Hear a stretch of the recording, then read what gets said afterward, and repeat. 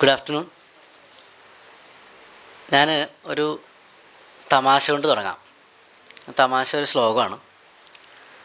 ശ്രുതി സ്മൃതി പുരാണാനാമാലയം കരുണാലയം നമാമി ഭഗവത് പാദശങ്കരം ലോകശങ്കരം എന്നുള്ളതാണ് വളരെ പ്രശസ്തമായ തമാശ. ആ ശ്ലോകത്തിൻ്റെ അർത്ഥം ശ്രുതികളുടെയും സ്മൃതികളുടെയും പുരാണങ്ങളുടെയും ഒക്കെ ആലയവും ലോകത്തെ കരുണയുടെ ആലയവും ലോകത്തിന് മംഗളകാരകനുമായ ശങ്കര ഭഗവത്പാദരെ ഞാൻ സ്തുതിക്കുന്നു എന്നാണ്.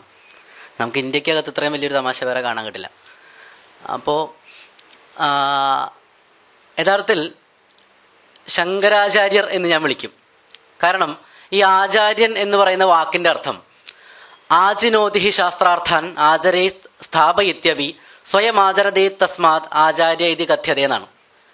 ആചാര്യൻ എന്ന് പറഞ്ഞാൽ ശാസ്ത്രാർത്ഥങ്ങളെ കണ്ടെടുക്കുകയും അത് മറ്റുള്ളവർക്ക് പറഞ്ഞു കൊടുക്കുകയും അത് സ്വന്തം ജീവിതത്തിൽ അനുവർത്തിക്കുകയും ചെയ്യുന്നവനാരോ അവനാണ് ആചാര്യൻ.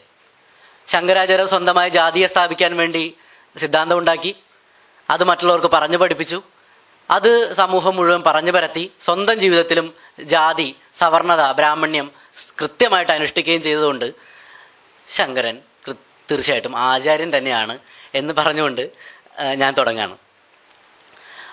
ജാതി, ശങ്കരനും ജാതി പുനഃസ്ഥാപനവും എന്നുള്ളതാണ് നമ്മുടെ വിഷയം. യഥാർത്ഥത്തിൽ ശങ്കരാചാര്യർ എന്ന് പറയുന്നത് ഇന്നത്തെ ഇവിടുത്തെ പേപ്പറിന്റെ ഒരു യഥാർത്ഥത്തിൽ ഒരു ഇന്ത്യയുടെ ചരിത്രത്തിലെ അല്ലെങ്കിൽ ഹിന്ദുത്വ നിർമ്മിതിയുടെ ചരിത്രത്തിലെ 3 പ്രധാനപ്പെട്ട കാല അളവുകളെ അടയാളപ്പെടുത്തുന്ന ഒരു പ്രസന്റേഷനാണ് യഥാർത്ഥത്തിൽ ഇന്നിവിടെ നടക്കുന്നത്. അതിനകത്ത് ഒന്നാമത്തെ കാലഘട്ടം എന്ന് പറയുന്നത് വിശ്വാൻ ഡോക്ടർ ചെയ്യുന്ന ഉപനിഷത്തുകളുമായി ബന്ധപ്പെട്ട അല്ലെങ്കിൽ വേദകാലഘട്ടവുമായി ബന്ധപ്പെട്ട ഒരു കാര്യം. രണ്ടാമത്തേത് ഇപ്പോൾ ഇവിടെ നടക്കുന്ന ശങ്കരാചാര്യരുമായി ബന്ധപ്പെട്ട ഇന്ത്യയുടെ മധ്യകാലവുമായി ബന്ധപ്പെട്ട, ഇന്ത്യ എന്നുള്ളത് ആ സമയത്ത് ഡിബേറ്റബിൾ ആണ്, പക്ഷേ സോക്കോൾഡ് ഇന്ത്യയുടെ മധ്യകാലവുമായി ബന്ധപ്പെട്ട ഒരു ഹിന്ദുത്വ ചരിത്രം. മൂന്നാമത്തേത് അപ്പുൽ അവതരിപ്പിച്ച കൊളോണിയൽ ആധുനികതയായി ബന്ധപ്പെട്ട അല്ലെങ്കിൽ ആധുനിക കാലത്തെ ഒരു ഹിന്ദുത്വ ദർശനം. ഇതിൻ്റെ പ്രത്യേകത നമ്മൾ മനസ്സിലാക്കിയിരിക്കേണ്ടത്, എനിക്ക് തോന്നുന്നത് വേദകാലഘട്ടത്തിൽ, അതായത് പ്രാചീന കാലഘട്ടത്തിൽ നമ്മൾ ഇന്ന് എങ്ങനെയാണോ ഹിന്ദുത്വത്തെ കാണുന്നത്, അല്ലെങ്കിൽ ബ്രാഹ്മണ്യം പൂർണ്ണമായി രൂപപ്പെട്ട നിലയിൽ, ജാതിയെ സ്ഥാപിച്ച നിലയിൽ, അല്ലെങ്കിൽ ചാതുർവർണ്ണത്തിന്റെ അടിസ്ഥാനത്തിൽ നമ്മൾ ജാതിയൊക്കെ സമീപിക്കുന്ന സമയത്ത് പ്രാചീന ഘട്ടത്തിൽ ഇതേ മാതൃക തന്നെയായിരുന്നു എന്ന് വിചാരിക്കുന്നതിൽ അർത്ഥമുണ്ടെന്ന് ഞാൻ വിചാരിക്കുന്നില്ല. കാരണം അന്ന് ഒരർത്ഥത്തിൽ ചാതുർവർണ്ണ്യം സുസ്ഥാപിതമാകുന്ന ഒരവസ്ഥയാണ് പ്രാചീന ഘട്ടത്തിൽ. അതായത് വേദങ്ങളിൽ കാണപ്പെടുന്ന ചാതുർവർണ്ണ സിദ്ധാന്തം അല്ലെങ്കിൽ ജാതി എന്ന് പറയുന്ന സിസ്റ്റം എന്ന് പറയുന്നത് പിന്നീട് കാണുന്ന ഇന്ത്യയുടെ പിന്നീടത്തെ ചരിത്രത്തിൽ കാണുന്ന ബ്രാഹ്മണ്യത്തിന്റെ അതേ രൂപമൊന്നുമല്ല. പക്ഷേ അതിന്റെ പ്രാരംഭത്തിന്റെ ലക്ഷണങ്ങൾ അതിനകത്ത് കണ്ടു തുടങ്ങാൻ പറ്റും. അതിന് പിന്നീട് വരുന്ന ഉപനിഷത്തുകളിൽ അത് കുറച്ചുകൂടി പ്രകടമായിട്ട് വരികയും പിന്നീട് വരുന്ന ലേറ്റർ വേദിക് ടെക്സ്റ്റുകളിലും അല്ലെങ്കിൽ അത്തരം ടെക്സ്റ്റുകളിലും കൂടെ ഇത് കൃത്യമായിട്ട് സ്ഥാപിക്കുകയും ചെയ്യുന്നുണ്ട്. അത് നമ്മൾ മൊത്തത്തിൽ വൈദിക ഗ്രന്ഥങ്ങളെ നമുക്ക് കുറച്ചായിട്ട് തിരിക്കാൻ പറ്റും. അതൊന്നും ഇൻട്രൊഡക്ഷൻ ആയിട്ട് പറയാൻ തോന്നുന്നു.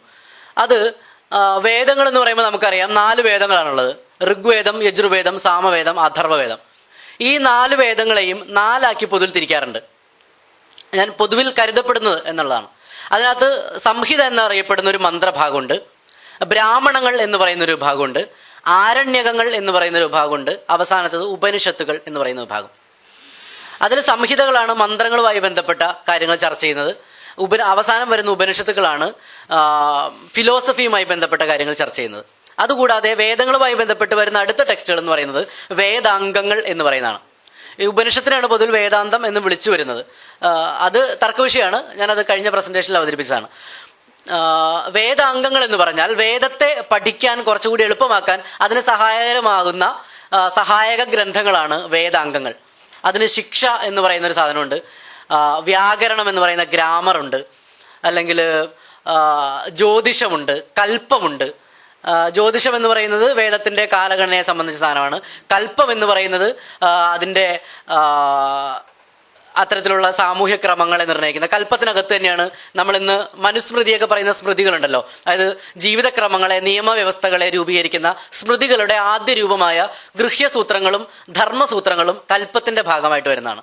അങ്ങനെ മൊത്തം 6 വേദാംഗങ്ങളുണ്ട്. അതിനുശേഷമാണ് പിന്നീടത്തെ ഇതിനൊക്കെ ബ്രാഹ്മണന്മാർ ഇതിനൊക്കെ വൈദിക സാഹിത്യം എന്ന പേരിട്ടാണ് വിളിക്കുന്നത്. അതിന്റെ പിന്നീടാണ് ഇതിഹാസങ്ങളും പുരാണങ്ങളും കടന്നു വരുന്നുണ്ട്. അപ്പൊ അത്തരത്തിലുള്ള വലിയൊരു ഒരു അതൊരു പാരമ്പര്യമാണ് ഒരർത്ഥത്തിൽ. അതായത് വേദങ്ങളിൽ നിന്ന് ആരംഭിക്കുന്ന, അവിടെ നിന്ന് തുടരുന്ന, ഒരർത്ഥത്തിൽ ഈ അറ്റത്ത് വരുന്ന ഏതാണ്ട് 18-ാം നൂറ്റാണ്ട് വരെ നീളം ഉള്ള കാലഘട്ടമുള്ള ഉപനിഷത്തുക്കൾ അല്ലെങ്കിൽ വേദാന്ത ഗ്രന്ഥങ്ങളുണ്ട്. അപ്പൊ അത്തരത്തിൽ വലിയ കാലയളവിലൂടെ രൂപീകരിക്കപ്പെട്ട, അത്തരത്തിൽ സ്ഥാപിക്കപ്പെട്ട ഒരു വ്യവസ്ഥയാണ് ബ്രാഹ്മണ്യം എന്ന് പറയുന്നത്. അപ്പോൾ അത് വേദങ്ങളിൽ നിന്ന് ആരംഭിക്കുന്നതും വേദങ്ങളിൽ നിന്ന് ചെറുതായി ആരംഭിക്കുകയും പിന്നീട് ഒരർത്ഥത്തിൽ വികസിക്കുകയും ചെയ്യുന്നുണ്ട്. അതിന്റെ ഒരർത്ഥത്തിലുള്ള ഒരു മീറ്റിംഗ് പോയിന്റ് ആണ് ശങ്കരന്റെ കാലഘട്ടം. അത് ഇന്ത്യയുടെ മധ്യകാലഘട്ടം എന്ന് പറയുന്നത് ബ്രാഹ്മണ്യത്തിന്റെ പ്രധാനപ്പെട്ട ഒരു കൃത്യമായ, അല്ലെങ്കിൽ ശങ്കരന് മുൻപും ശങ്കരന് ശേഷവും എന്ന് നമുക്ക് വേണമെങ്കിൽ ബ്രാഹ്മണ്യത്തെ തിരിക്കാവുന്ന തരത്തിലുള്ള പ്രധാനപ്പെട്ട ഒരു കേന്ദ്രമാണ് ശങ്കരൻ. അതെങ്ങനെയാന്ന് വെച്ചാൽ ഒരർത്ഥത്തിൽ ഇന്ത്യയുടെ ചരിത്രത്തിന്റെ അതായത് സി എന്ന് പറയുന്ന കോമണർ അല്ലെങ്കിൽ AD എന്ന് പറയുന്ന ആ തുടങ്ങുന്ന കാലഘട്ട സമയത്തൊക്കെ യഥാർത്ഥത്തിൽ ബുദ്ധമതം എന്ന് പറയുന്ന വ്യവസ്ഥ ഇന്ത്യയുടെ പല രാജ്യങ്ങളിലും, ഇന്ത്യക്കകത്തുള്ള പല രാജ്യങ്ങളിലും പ്രധാന മതമായി ഉയർന്നു വരികയും കൂടുതൽ ജനങ്ങൾ ബുദ്ധമതത്തെ സ്വീകരിക്കുകയും ബുദ്ധമതത്തിന് വലിയ അളവിലുള്ള പ്രചാരം കിട്ടുകയും ചെയ്തു. ബുദ്ധൻ കടന്നു വരുന്നത് തന്നെ, ശ്രമണ മതം എന്ന് വിളിക്കുന്ന ബുദ്ധ ജൈന മതങ്ങൾ കടന്നു വരുന്നത് തന്നെ ബ്രാഹ്മണ്യത്തിനെതിരായിട്ടുള്ള വലിയ മൂവ്മെന്റ് ആയിട്ടാണ്. നമ്മൾ പറയാറുണ്ട്, ഇന്ത്യൻ ഫിലോസഫിയിലെ രണ്ടായിട്ട് ആസ്തികമെന്നും നാസ്തികമെന്നും രണ്ടായി തിരിക്കാറുണ്ട്. അതിൽ നാസ്തികമെന്ന് വിളിക്കുന്ന വേദത്തെ നിഷേധിക്കുന്ന ദർശനങ്ങളാണ് ബുദ്ധമതവും ജൈനമതവും ചാർവാക മതവും. ചാർവാകന്മാരുടെ ഒരു ഗ്രന്ഥങ്ങളും നമുക്ക് കണ്ടുകിട്ടിയിട്ടില്ല. ചാർവാകന്മാരെ പറ്റി മറ്റു ദർശനങ്ങൾ, ചാർവാകന്മാരെ എതിർത്തിരുന്ന മറ്റു ദർശനങ്ങൾ, വേദാന്തം അടക്കമുള്ള ദർശനങ്ങൾ, അവരെ പറ്റി പറഞ്ഞിരുന്ന ചില കാര്യങ്ങൾ മാത്രമാണ് നമുക്ക് ലഭ്യമായിട്ടുള്ളത്. അതാണ് ഘൃണം കൃത്വ ധനം പിബ എന്നൊക്കെ പറഞ്ഞിട്ട് പറയപ്പെടുന്ന തരം വാചകങ്ങൾ നമുക്ക് കിട്ടുന്നത് പിന്നീട് വരുന്ന മറ്റുള്ളവരുടെ വിമർശന ടെക്സ്റ്റുകളിൽ നിന്നാണ് നമുക്ക് കിട്ടുന്നത്. അപ്പൊ അത്തരത്തിൽ ശങ്കരന്റെ അത്തരത്തിലൊരു ഡിസ്റ്റിങ്ഷൻ, ഈ കാലഘട്ടത്തിന്റെ ഒരു ഡിസ്റ്റിങ്ഷൻ, ഒരു പോയിന്റ് ആയിട്ട് നിൽക്കുന്നത് ശങ്കരനാണ്. അപ്പൊ ശങ്കരൻ എന്ന് പറയുന്നത് ശങ്കരന്റെ കാലഘട്ടത്തിൽ ഹിന്ദുമതം വലിയ അളവിലുള്ള പ്രതിസന്ധിയെ നേരിടുന്നുണ്ട്. ഈ പ്രതിസന്ധി എന്ന് പറയുന്നത് ജനങ്ങൾ മുഴുവനും ഒരർത്ഥത്തിൽ ബുദ്ധമതത്തിന്റെ, അത് ചില രാജ്യങ്ങളടക്കം പ്രൊപ്പഗേറ്റ് ചെയ്യുന്ന രാജ്യങ്ങൾ ഉണ്ടാവുന്നു. അത്തരത്തിൽ വലിയ ജനങ്ങൾ, കേരളത്തിലടക്കം വലിയ ആളുകൾ ബുദ്ധമതത്തിന്റെ അടക്കമുള്ള നാസ്തിക ദർശനങ്ങളുടെ പ്രയോക്താക്കളായിട്ടും അതിനെ ആചരിക്കുന്ന ആളുകളായിട്ടും മാറുന്ന സമയത്ത് ബ്രാഹ്മണ്യത്തിന് വലിയ അളവിലൊരു കോട്ടം തട്ടി എന്ന് പറയുന്ന സമയത്ത് അതിനകത്തു നിന്നുണ്ടായ ഒരു തരം മെക്കാനിസമാണ്, അതിനെ വീണ്ടെടുക്കാനുള്ള ഒരു മെക്കാനിസമായിട്ടാണ് ശങ്കരനെ പൊതുവിൽ കരുതപ്പെടുന്നത്. ശങ്കരൻ എന്ന് പറയുന്നത് വളരെ കൃത്യമായിട്ട് ഇന്ന് ശങ്കരനെ ചർച്ച ചെയ്യുമ്പോൾ ഉള്ള പ്രധാനപ്പെട്ട പ്രത്യേകത ഹിന്ദുത്വം, അപ്പുല് പറഞ്ഞതുപോലെ ശുദ്ധി പ്രസ്ഥാനം ഘർവാപ്പസിയായിട്ടും ഗോസംരക്ഷണ പ്രസ്ഥാനം ബീഫ് ബാനുമായിട്ടും ഉള്ള തരത്തിൽ ഹിന്ദുത്വം വലിയ അളവിൽ ഇന്ത്യയെ കാർന്നു നിന്നുന്ന, യഥാർത്ഥത്തിൽ നമ്മൾ വായിച്ചിട്ടുണ്ടാവും RSSന്റെ തത്വശാസ്ത്ര ഗ്രന്ഥമായ വിചാരധാര, MS ഗോൾവൽക്കർ എഴുതിയ വിചാരധാരയ്ക്കകത്ത് മുസ്ലിങ്ങളെയും ക്രിസ്ത്യാനികളെയും ഇടതുപക്ഷത്തെയും ഇന്ത്യയെ ബാധിച്ച ക്യാൻസർ എന്നാണ് പറയുന്നത്. അപ്പോൾ ഇന്ത്യ എന്ന് പറയുന്ന ഈ ഒരു എൻറ്റിറ്റിയുടെ, ഇവിടുത്തെ ജനതയുടെ, ഇവിടുത്തെ ഒരർത്ഥത്തിലുള്ള ജനങ്ങളുടെ കൂടിയിരിപ്പിനെ ഇതിനെ ബാധിക്കുന്ന, അതിനെ ഇല്ലാതാക്കുന്ന ക്യാൻസർ യഥാർത്ഥത്തിൽ ഇന്ന് ഹിന്ദുത്വമാണ്. അത് വലിയ അളവിൽ മൂർച്ഛിച്ചുകൊണ്ടിരിക്കുന്ന ഒരു സമയത്ത് നമ്മൾ ശങ്കരനെ ചർച്ച ചെയ്യുമ്പോൾ നമ്മൾ ശ്രദ്ധിക്കേണ്ടത് സംഘപരിവാർ കേരളത്തിൽ പ്രത്യേകിച്ചും ശങ്കരനെ ഉയർത്തിക്കാട്ടാൻ തുടങ്ങുകയാണ്. കഴിഞ്ഞ കുറെ നാളുകളായിട്ട് ശങ്കരനെ പ്രകീർത്തിച്ചുകൊണ്ട് കുറെ സ്ഥലങ്ങളിൽ അത്തരത്തിലുള്ള സദസ്സുകൾ നടക്കുന്നുണ്ട്. നമുക്ക് കാണാൻ പറ്റും, ആധ്യാത്മിക പ്രഭാഷണങ്ങളിൽ മാത്രം ഒതുങ്ങി നിന്ന ശങ്കരൻ സമൂഹത്തിലേക്ക് ഇറങ്ങുകയാണ്. അതിന്റെ ഭാഗമായിട്ടാണ് ഈ വർഷം RSSന്റെ നേതൃത്വത്തിൽ കേരളമൊട്ടാകെ ശങ്കര ജയന്തി ആഘോഷങ്ങൾ സംഘടിപ്പിച്ചു. ഇതിനു മുൻപ് നടന്നിരുന്നത് കാലടി പ്രദേശത്താണ് പ്രധാനമായും നടന്നിരുന്നത്. കാലടി പ്രദേശത്ത് കഴിഞ്ഞ കുറച്ച് വർഷങ്ങളായിട്ട് വിശ്വ ഹിന്ദു പരിഷത്തും ബജ്രംഗ് ദളും RSSഉം ഹിന്ദു ഐക്യവേദിയും മുതലായ സംഘടനകൾ ഒരുമിച്ച് ചേർന്നുകൊണ്ട്, സന്യാസിമാരെ ഒരുമിച്ച് കൂട്ടിക്കൊണ്ട്, ജനങ്ങളെ ഒരുമിച്ച് കൂട്ടിക്കൊണ്ട് കാലടിയെ ഒരു ശങ്കരന്റെ ആധ്യാത്മിക ഹബ്ബായി, സ്പിരിച്വൽ ഹബ്ബായി മാറ്റാനുള്ള പ്രവർത്തനത്തിലൂടെ കാലടി പിടിച്ചെടുക്കാനുള്ള സംഘപരിവാറിന്റെ വലിയ ശ്രമങ്ങൾ കഴിഞ്ഞ കുറെ വർഷങ്ങളായിട്ട് നടക്കുന്നുണ്ട്. അതിന്റെ ഭാഗമായിട്ട് പഞ്ചായത്ത് പോലും ശങ്കര ജയന്തിയെ, കാലടി പഞ്ചായത്ത് പോലും ശങ്കര ജയന്തിയെ കാലടിയുടെ ദേശീയോത്സവമായിട്ട് പ്രഖ്യാപിച്ചു. അത് നരേന്ദ്രമോദി സർക്കാർ അധികാരത്തിൽ വന്നതിന് ശേഷം ശങ്കരന് വലിയ അളവിലുള്ള പ്രചാരം കിട്ടുമെന്നും അതിന്റെ ഭാഗമായി കാലടിക്ക് കേന്ദ്ര ഫണ്ട് വലിയ അളവിൽ കിട്ടും എന്നുമുള്ള യൂണിവേഴ്സിറ്റിയിലെ ചില ഹിന്ദുത്വവാദികളായ ചില വലതുപക്ഷക്കാരുടെ പ്രചരണങ്ങളിൽ വീണിട്ടാണ് കാലടി പഞ്ചായത്ത് ശങ്കര ജയന്തിയെ ദേശീയോത്സവമായിട്ട് പ്രഖ്യാപിക്കുന്നത്. പക്ഷെ ഈ വർഷം മുതൽ ശങ്കര ജയന്തിയെ കേരളത്തിന്റെ ഒരു ഉത്സവമാക്കി മാറ്റാനുള്ള വലിയ ശ്രമങ്ങൾ നടക്കുന്നു. എങ്ങനെയാണോ ശ്രീകൃഷ്ണ ജയന്തിയെ RSS കേരളം മുഴുവൻ ഏറ്റെടുക്കുകയും ശ്രീകൃഷ്ണന്റെ ചെലവിൽ സ്ത്രീകളെയും കുട്ടികളെയും സംഘടിപ്പിക്കുകയും ചെയ്തത്. എങ്ങനെയാണോ കർക്കിടക മാസാചരണം അമ്പലങ്ങളിലേക്ക് വ്യാപിപ്പിക്കുകയും അമ്പലങ്ങൾക്കകത്ത് കയറുകയും രാമനെ ഉപയോഗിച്ചുകൊണ്ട് രാമായണത്തെ, അധ്യാത്മ രാമായണത്തെയും എഴുത്തച്ഛനെ ഉപയോഗിച്ചുകൊണ്ട് ഇവിടുത്തെ ഹിന്ദുക്കളായിട്ടുള്ള ആൾക്കാരെ മുഴുവൻ ഉപയോഗിച്ചത്, ആ ഒരളവിൽ ശങ്കരനെ ഉപയോഗിച്ചുകൊണ്ടും തുടരുന്ന ഒരുതരം പുതിയ തന്ത്രത്തിന്റെ ഭാഗമാണ് ശങ്കരൻ ഉപയോഗിക്കൽ. ഈ RSS ശങ്കരനെ ഉപയോഗിക്കുമ്പോൾ RSSകാരായ ദലിതരും ബ്രാഹ്മണരും അടക്കമുള്ള മുഴുവൻ ആളുകളും ശങ്കരാചാര്യരെ വലിയ അളവിൽ വലിയ മഹാനായിട്ടും വലിയ പണ്ഡിതനായിട്ടും വാഴ്ത്തിക്കൊണ്ടിരിക്കുകയാണ്. നമ്മുടെ കാലടി പോലുള്ള സംസ്കൃത സർവകലാശാലകൾക്കകത്ത് നടക്കുന്ന ചർച്ചകളിൽ വലിയൊരു അളവ് ആളുകൾ ശങ്കരാചാര്യരുടെ ഫിലോസഫിയുടെ ലോക സമാധാനത്തിന് ശങ്കരൻ നൽകിയ സംഭാവനയെപ്പറ്റി നിരന്തരം ഖണ്ഡം ലേഖനങ്ങൾ എഴുതി വിട്ടുകൊണ്ടിരിക്കുകയാണ്. ഈ സമയത്താണ് നമ്മൾ ചർച്ച ചെയ്യുന്നത് RSS മുന്നോട്ട് വയ്ക്കുന്ന ശങ്കരാചാര്യർ, ഹിന്ദുത്വം മുന്നോട്ട് വയ്ക്കുന്ന ശങ്കരാചാര്യർ, ബ്രാഹ്മണ്യം മുന്നോട്ട് വയ്ക്കുന്ന, ഹിന്ദു മതം മുന്നോട്ട് വയ്ക്കുന്ന ശങ്കരാചാര്യർ യഥാർത്ഥത്തിൽ ഹിന്ദു മതത്തിനകത്ത് നിലനിൽക്കുന്നു എന്ന് നമ്മൾ പറയുന്ന അതേ ജാതി വ്യവസ്ഥയെ കൂടുതൽ അരക്കിട്ടുറപ്പിക്കാനും അതിന് കൃത്യമായ ഇന്നത്തെ ഭാഷയിൽ പറഞ്ഞ ക്രിമിനൽ ഗൂഢാലോചന നടത്തിക്കൊണ്ട് സൈദ്ധാന്തികമായിട്ട് ജാതി വ്യവസ്ഥയെ ഹിന്ദു മതത്തിനകത്ത് നിലനിർത്താനും, ഹിന്ദു മതത്തിനകത്തുനിന്നല്ല ഇന്ത്യയുടെ സാമൂഹ്യ വ്യവസ്ഥയ്ക്കകത്ത് ജാതി വ്യവസ്ഥ കൃത്യമായ അടിത്തറയുണ്ടാക്കാൻ വേണ്ടി കഷ്ടപ്പെട്ട് പണിയെടുത്ത ഒരു വ്യക്തി എന്നുള്ള നിലയിൽ അറിയപ്പെടേണ്ട ഒരാളാണ് ശങ്കരൻ. ശങ്കരൻ മുന്നോട്ട് വെച്ച ദർശനം നമ്മൾ ചർച്ച ചെയ്തതാണ് വേദാന്തം, അദ്വൈതം എന്നാണ് അറിയപ്പെടുന്നത്. ശങ്കരന് മുൻപും കുറച്ചാളുകൾ വേദാന്തത്തിന്റെ കാര്യങ്ങൾ പറഞ്ഞ ആളുകളുണ്ടായിരുന്നു. അതിൽ പ്രധാനപ്പെട്ട രണ്ടാളുകൾ ബ്രഹ്മസൂത്രങ്ങൾ എഴുതിയ ബാദരായണനും മറ്റൊന്ന് ശങ്കരാചാര്യരുടെ ഗുരുവിന്റെ ഗുരുവായ ഗോവിന്ദ ഭഗവത്പാദരുമാണ്, ഗൗഡപാദാചാര്യരുമാണ്. ഗൗഡപാദർ മാണ്ഡൂക്യകാരിക എഴുതുകയും ബാദരായണൻ ബ്രഹ്മസൂത്രങ്ങൾ എഴുതുകയും പിന്നീട് അതിന്റെ കണ്ടിന്യൂവേഷനായിട്ട് ശങ്കരൻ ഇതിനൊക്കെ വിപുലീകരിച്ചുകൊണ്ടും തന്റെ സിദ്ധാന്തങ്ങളും ചേർത്തുകൊണ്ടും അദ്വൈതം ഉണ്ടാക്കുകയാണ് ചെയ്തത്. ഈ അദ്വൈത സിദ്ധാന്തത്തിന് ബ്രാഹ്മണ്യത്തിനകത്ത് വലിയ അളവിൽ സ്വീകാര്യത കിട്ടുകയും ശങ്കരൻ സ്വയം ഓടി നടന്ന്, ഇന്ത്യ മുഴുവനും ഓടി നടന്ന് വാദങ്ങൾ കൊണ്ട് മറ്റുള്ളവരെ തോൽപ്പിക്കുകയും തോൽപ്പിച്ച ആളുകൾ മുഴുവൻ ഇന്ത്യയുടെ തർക്ക സിദ്ധാന്തം അനുസരിച്ച് തന്റെ ദർശനത്തിലേക്ക് മാറ്റുകയും അത്തരത്തിൽ ഹിന്ദു മതത്തിന് വലിയ അളവിൽ ഇന്ത്യ മുഴുവനും പടയോട്ടം നടത്താനുള്ള വലിയ ശ്രമം ശങ്കരനിൽ നിന്ന് ആരംഭിക്കുകയാണ്. ശങ്കരൻ തുടങ്ങുന്ന ഈ കാര്യം പിന്നീട് വരുന്ന വേദാന്തികൾ തുടരുകയാണ് ചെയ്യുന്നത്. വേദാന്തത്തിനകത്ത് അദ്വൈതത്തിന് കൂടാതെ ദ്വൈതം അദ്വൈതമൊന്നും വിശിഷ്ട അദ്വൈതമൊന്നും അല്ലെങ്കിൽ ഭേദാഭേദം എന്നൊക്കെ പറയുന്ന തരത്തിലുള്ള ദർശനങ്ങൾ ഉണ്ടാകുമ്പോൾ പോലും ആ ദർശനങ്ങളടക്കം സ്ഥാപിക്കാൻ ശ്രമിക്കുന്നത് കൃത്യമായിട്ടും ബ്രാഹ്മണ്യത്തിന്റെ ആശയങ്ങൾ തന്നെയാണ്. പക്ഷേ ഈ ആളുകൾ മുഴുവൻ ഒരു തരത്തിൽ വൈഷ്ണവധാരയിൽപ്പെട്ട വിഷ്ണുവിനെ ദൈവമായി കണ്ടുകൊണ്ട് മുന്നോട്ട് വെച്ച ആശയങ്ങളായിരുന്നു ശങ്കരനെ കൂടാതെയുള്ള അല്ലെങ്കിൽ അദ്വൈതത്തെ കൂടാതെയുള്ള വേദാന്ത ധാരകളെങ്കിൽ ശങ്കരൻ മുന്നോട്ട് വെച്ച ദർശനം അദ്വൈതം എന്ന ദർശനമായിരുന്നു. ആ ദർശനത്തിൽ വിഷ്ണുവിനോ ശിവനോ പോലുള്ള സാധാരണ ദൈവങ്ങൾക്ക് സ്ഥാനമില്ലായിരുന്നു.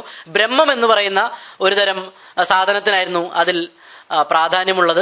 ആ സാധനത്തെ വെച്ചുകൊണ്ടാണ് ഈ ആളുകൾ മുഴുവനും ആ ബ്രഹ്മത്തിന്റെ ഒരർത്ഥത്തിൽ ആ വാക്ക് ഉപയോഗിക്കാം, പരിണാമം എന്ന വാക്ക് ആ അർത്ഥത്തിൽ ഉപയോഗിക്കാമെന്ന് എനിക്ക് അറിഞ്ഞൂടാ. പക്ഷേ ബ്രഹ്മത്തിന്റെ പ്രതിബിംബങ്ങളാണെന്നോ അല്ലെങ്കിൽ ബ്രഹ്മം തന്നെയായ കുറെ ആളുകളാണ് ഈ ലോകത്ത് മുഴുവനും ഉള്ളത് എന്ന ദർശനം സ്ഥാപിക്കുകയും ആ ദർശനത്തിന് വലിയ അളവിൽ സ്വാധീനം കിട്ടുകയും ചെയ്തു. പക്ഷേ നമ്മൾ ആലോചിക്കേണ്ടത് ഇന്ന് ശങ്കര ദർശനത്തിന്റെ വ്യാഖ്യാതാക്കളായ ആളുകൾ ശങ്കര ദർശനത്തെ വ്യാഖ്യാനിക്കുന്നത് ശങ്കര ദർശനം എന്ന് പറയുന്ന അല്ലെങ്കിൽ ശാങ്കര വേദാന്തം എന്ന് പറയുന്ന അദ്വൈതം എന്ന് പറയുന്ന സിദ്ധാന്തം ലോകത്തിലുള്ള മുഴുവൻ ആളുകളെയും എന്ന് പറഞ്ഞാൽ ലിംഗഭേദമില്ലാതെ, ജാതി ഭേദമില്ലാതെ, മതഭേദമില്ലാതെ എല്ലാം ഒരൊറ്റ ചൈതന്യത്തിന്റെ പ്രതിബിംബങ്ങളാണെന്നും എല്ലാം ഒരൊറ്റ ചൈതന്യത്തിന്റെ ഭാഗമാണെന്നും അതുകൊണ്ട് ലോകത്തിൽ ഇന്നേ വരെ ആരും അവതരിപ്പിക്കാത്ത തരം തുല്യതാ സിദ്ധാന്തമാണ് ശങ്കര വേദാന്തം എന്നുമാണ് അവർ പറയുന്നത്. അത് ഒരർത്ഥത്തിൽ ശങ്കരന്റെ അദ്വൈതം പിന്തുടരാത്ത സാധാരണ മത പ്രചാരണങ്ങൾ നടക്കുന്ന സമയത്ത് അല്ലെങ്കിൽ ഭാഗവത സപ്താഹങ്ങൾ നടക്കുന്ന സമയത്ത് അല്ലെങ്കിൽ അത്തരം അമ്പലങ്ങളിലെ പ്രഭാഷണങ്ങൾ നടക്കുന്ന സമയത്ത് ഇതിനകത്തെല്ലാം ഹിന്ദു മതത്തിനകത്ത് നിന്ന് ഉയർത്തിക്കൊണ്ടുവരുന്ന ബിംബം എന്ന് പറയുന്നത്, ഹിന്ദു മതത്തിനകത്തെ പ്രധാന ആചാര്യൻ എന്ന് പറയുന്നത് ശങ്കരനാണ്. ഹിന്ദുക്കൾ ചൊല്ലുന്ന ഗുരുസ്തുതിയിൽ ഒരു ഗുരുവിനെ പറ്റി സ്ഥിരമായി പ്രഭാഷകരൊക്കെ ചൊല്ലുന്ന ഒരു ശ്ലോകം എന്ന് പറയുന്നത് സദാശിവം സമാരഭ്യ ശങ്കരാചാര്യ മധ്യമം അസ്മദാചാര്യ പര്യന്തം വന്ദേ ഗുരു പരമ്പരാം എന്ന ശ്ലോകമാണ്. തന്ത്ര ട്രഡീഷനിലടക്കം അല്ലെങ്കിൽ പൂജാരികളടക്കം ചൊല്ലുന്നൊരു ശ്ലോകമാണ്. അതായത് സദാശിവനിൽ നിന്ന്, പരമശിവനിൽ നിന്ന് ആരംഭിക്കുകയും ശങ്കരാചാര്യർ മധ്യത്തിലുണ്ടാവുകയും അതിനുശേഷം എൻ്റെ ഗുരു വരെ നീണ്ടു നിൽക്കുന്നതുമായ ഗുരുപരമ്പരയെ വന്ദിക്കുന്നു എന്നാണ്. അപ്പോൾ ഹിന്ദു മതത്തിനകത്ത് കൃത്യമായിട്ട് ശങ്കരന്റെ സ്ഥാനം എന്ന് പറയുന്നത് മറ്റെല്ലാ ആചാര്യന്മാരെക്കാൾ മുകളിലായിട്ട് ശങ്കരൻ കൃത്യമായി ഹിന്ദു മതത്തിനകത്ത് പ്രവർത്തിക്കുന്നുണ്ട്. ഈ ശങ്കരന്റെ ദർശനം എന്ന് പറയുന്നത് വളരെ കൃത്യമായിട്ട് ചാതുർവർണ്ണത്തിന്റെ ജാതിയുടെ നേരെയുള്ള അതിന്റെ വിവേചനത്തിന്റെ മുഴുവൻ തലങ്ങളെയും സ്പർശിക്കുന്ന, ആ വിവേചനത്തിന് ആശയപരമായ അടിത്തറ കൊടുക്കുന്ന തരത്തിലുള്ള ദർശനമാണ് ശങ്കരാചാര്യ ദർശനം. അല്ലാതെ വ്യാഖ്യാതാക്കൾ പറഞ്ഞു വിടുന്നത് പോലെ ഒരു ലോക സമാധാനവും ശങ്കരന്റെ ദർശനത്തിലില്ല, ഒരു തുല്യതയും ശങ്കരന്റെ ദർശനത്തിലില്ല. ശങ്കരൻ അത്തരത്തിൽ മറ്റുള്ള ആളുകളെ മനുഷ്യന്മാരായി ഗണിച്ചിട്ട് പോലുമില്ല. എന്താണോ ബ്രാഹ്മണ്യം അത്ര നാൾ മുന്നോട്ട് വെച്ചത് അതിനെ തന്നെ ഉറപ്പിക്കുകയല്ലാതെ, അതാണ് പുനഃസ്ഥാപനം എന്ന് പറഞ്ഞത്. ശങ്കരൻ അത്രയും നാൾ ബ്രാഹ്മണ്യം കൊണ്ടുവന്നിരുന്ന ആ സിസ്റ്റത്തെ വീണ്ടും പുനഃസ്ഥാപിച്ച് ഉറപ്പിക്കുകയല്ലാതെ ശങ്കരൻ അതിനെ കുറച്ചുകൂടി മെച്ചപ്പെടുത്തുക എന്ന് പറഞ്ഞാൽ ബ്രാഹ്മണന്മാർക്ക് അനുകൂലമായി മെച്ചപ്പെടുത്തുക എന്നല്ലാതെ നാട്ടുകാർക്ക് ഗുണമുള്ള ഒരു കാര്യവും അതിനകത്ത് ശങ്കരൻ ചെയ്തിട്ടില്ല. ശങ്കരന്റെ കൃതികൾ പ്രധാനമായിട്ടും മൂന്നോ നാലോ തരത്തിൽ നമ്മൾ വിഭജിക്കാറുണ്ട്. അതിൽ പ്രധാനപ്പെട്ടത് ശങ്കരന്റെ ഭാഷ്യങ്ങളാണ്, കമന്ററീസ്. ശങ്കരാചാര്യരുടേത് എന്ന് നമ്മൾ ഇന്ന് പൂർണ്ണമായും വിശ്വസിക്കുന്നത്, നമുക്ക് ഉറപ്പുള്ളത് ശങ്കരാചാര്യരുടെ കമന്ററികളാണ്. അത് നേരത്തെ പറഞ്ഞ ബാദരായണൻ എഴുതിയ ബ്രഹ്മസൂത്രത്തിന് എഴുതിയ ബ്രഹ്മസൂത്ര ഭാഷ്യം. രണ്ടാമത്തേത് ഉപനിഷത്തുകൾക്ക് 10 ഉപനിഷത്തുകൾക്ക് ശങ്കരൻ തയ്യാറാക്കിയ ഉപനിഷത് ഭാഷ്യം. ഈശം, കേനം, കഠം, പ്രശ്നം, മുണ്ടകം, മാണ്ഡൂക്യം, തൈത്തിരി, ഐതരേയം, ചാന്തോക്യം, ബൃഹദാരണ്യകം എന്ന് പറയുന്ന 10 ഉപനിഷത്തുകൾക്ക് ശങ്കരൻ തയ്യാറാക്കിയ ഉപനിഷത് ഭാഷ്യം. മൂന്നാമത്തേത് ഭഗവത്ഗീത എന്ന് പറയുന്ന ടെക്സ്റ്റിന് ശങ്കരൻ തയ്യാറാക്കിയ ഭാഷ്യം. ഈ ഭാഷ്യങ്ങളിലൂടെയാണ് ശങ്കരൻ തന്റെ ദർശനത്തെ കൃത്യമായി അവതരിപ്പിക്കുന്നത്. മറ്റുള്ള ശങ്കരന്റെ കൃതികൾ ഒന്നില്ലെങ്കിൽ സ്തോത്രകൃതികളാണ്, അല്ലെങ്കിൽ തന്ത്രകൃതികളാണ്, അതുമല്ലെങ്കിൽ അദ്വൈതത്തെ സാധാരണക്കാർക്ക് മനസ്സിലാക്കാൻ വേണ്ടി എഴുതപ്പെട്ടിട്ടുള്ള പ്രകരണം എന്ന് പറയുന്ന ഒരുതരം ഗ്രന്ഥങ്ങളാണ്. വേണമെങ്കിൽ ഹാൻഡ് ബുക്ക് എന്നോ അല്ലെങ്കിൽ ഗൈഡ് എന്നോ ഒക്കെ പറയാവുന്ന അദ്വൈത ഫിലോസഫിയുടെ ഗൈഡുകളാണ് പ്രകരണ ഗ്രന്ഥങ്ങൾ. ഈ പ്രകരണ ഗ്രന്ഥങ്ങളാണ് വിവേക ചൂടാമണി, അല്ലെങ്കിൽ ഉപദേശ സാഹസ്രി, അല്ലെങ്കിൽ നമ്മൾ കേൾക്കാറുള്ള മനീഷാ പഞ്ചകം അടക്കം. ഈ മനീഷാ പഞ്ചകം എന്നുള്ള ഒരൊറ്റ കൃതിയെ ബേസ് ചെയ്തിട്ടാണ് ശങ്കരൻ സ്വന്തം ഭാഷകളിൽ അവതരിപ്പിച്ചിരിക്കുന്ന ജാതി ചിന്തയും ചാതുർവർണ്ണത്തെയും ശങ്കര വ്യാഖ്യാതാക്കൾ അല്ലെങ്കിൽ ശങ്കര ഭക്തർ എതിർക്കുന്നത് മനീഷാ പഞ്ചകം എന്നൊരൊറ്റ കൃതിയെ ബേസ് ചെയ്തിട്ടാണ്. വെറും 5 ശ്ലോകങ്ങളുള്ള ഒരു കൃതിയാണ് മനീഷാ പഞ്ചകം. അതൊരു കഥയാണ്. ആ കഥ എങ്ങനെയാണെന്ന് വെച്ചാൽ, ശങ്കരൻ ഒരിക്കൽ ഒരു ഗംഗാനദിയുടെയോ മറ്റോ തീരത്തുകൂടെ ഇങ്ങനെ ഉലാത്തുകയാണ്. അങ്ങനെ ഉലാത്തിക്കൊണ്ടേയിരിക്കുമ്പോൾ മുന്നിൽ ഒരു ചണ്ടാളന്റെ ഭാര്യയും കൂടി വന്ന് നിൽക്കുകയാണ്. അപ്പൊ ശങ്കരൻ ചണ്ടാളനോട് പറയും, നീ ഇവിടെ നിന്ന് മാറി നിൽക്കൂ എന്ന് പറയും. അപ്പൊ ചണ്ടാളൻ ശങ്കരനോട് തിരിച്ചു ചോദിക്കും, എന്താണ് മാറേണ്ടത്, എൻ്റെ ശരീരമാണോ അതോ എൻ്റെ ബോധമാണോ എന്ന് ചോദിക്കും. എൻ്റെ ശരീരമാണോ എൻ്റെ ആത്മാവാണോ അല്ലെങ്കിൽ എൻ്റെ അകത്തുള്ള എന്ന് ശങ്കരൻ പറയുന്ന ബ്രഹ്മമാണോ അതോ ഞാനാണോ മാറേണ്ടത്? ശങ്കരന്റെ അഭിപ്രായത്തിൽ ശരീരം എന്ന് പറയുന്നത് റിയൽ അല്ല, അൺറിയൽ ആണ്. റിയൽ എന്ന് പറയുന്നത് അയാളുടെ ചൈതന്യം മാത്രമാണല്ലോ എന്നാണല്ലോ വെപ്പ്. അപ്പോ ചണ്ടാളൻ ശങ്കരനോട് ചോദിക്കുന്ന ചോദ്യം, ആരാണ് മാറേണ്ടത്, ഞാനാണോ അതോ എന്നിൽ കുടികൊള്ളുന്ന ചൈതന്യമാണോ?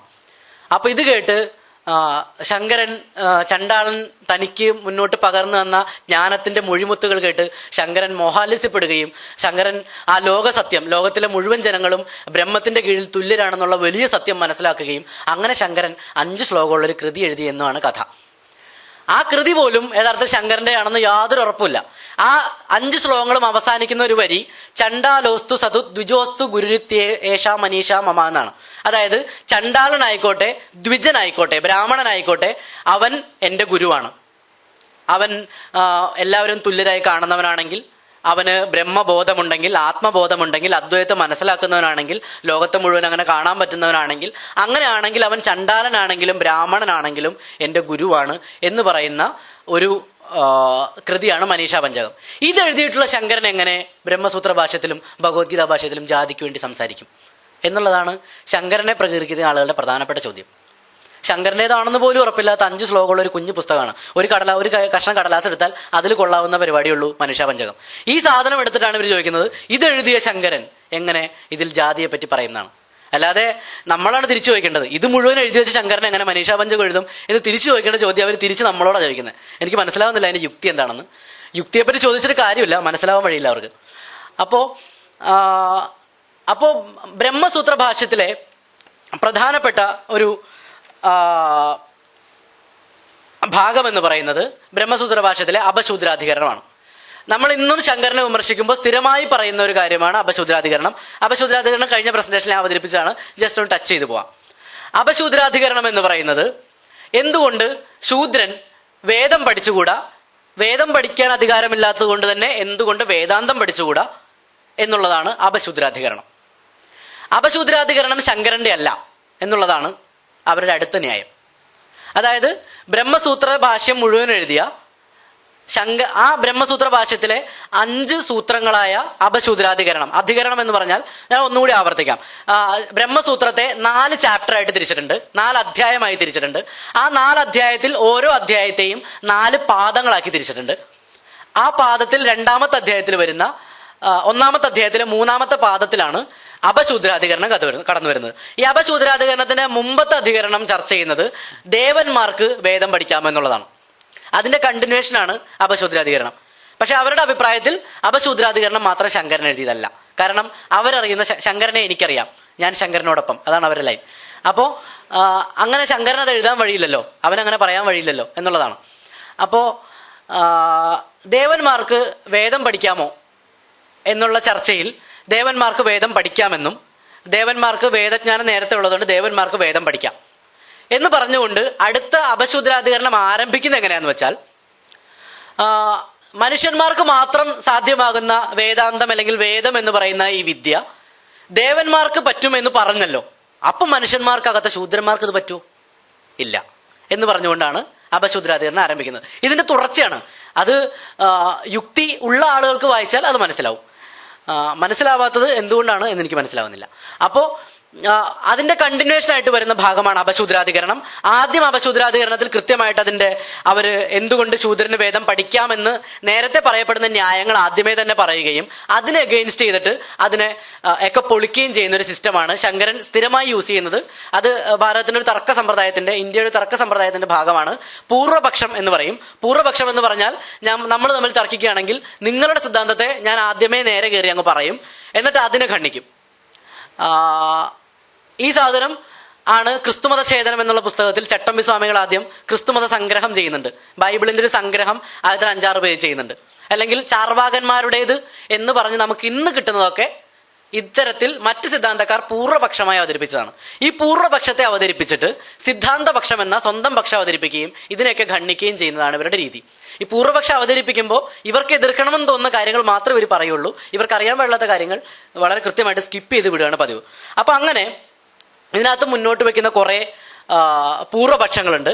ആദ്യം മുന്നോട്ട് വെക്കുന്ന വാദം എന്ന് പറയുന്നത് ഛാന്തോക്യോപനിഷത്തിലെ, ഞാനത് പറഞ്ഞാണ് സ്പർശിച്ചു പോവാം. ഛാന്തോക്യോപനിഷത്തിൽ 1ാമത്തെ ശ്ലോകം ഇതാണ്: ശുഗസ്യ അനാദര ശ്രവണാത് തദാദരവണാത് സൂച്യദേഹി എന്നുള്ളതാണ് അപശൂദ്രാധികരണത്തിന്റെ 1ാമത്തെ സൂത്രം.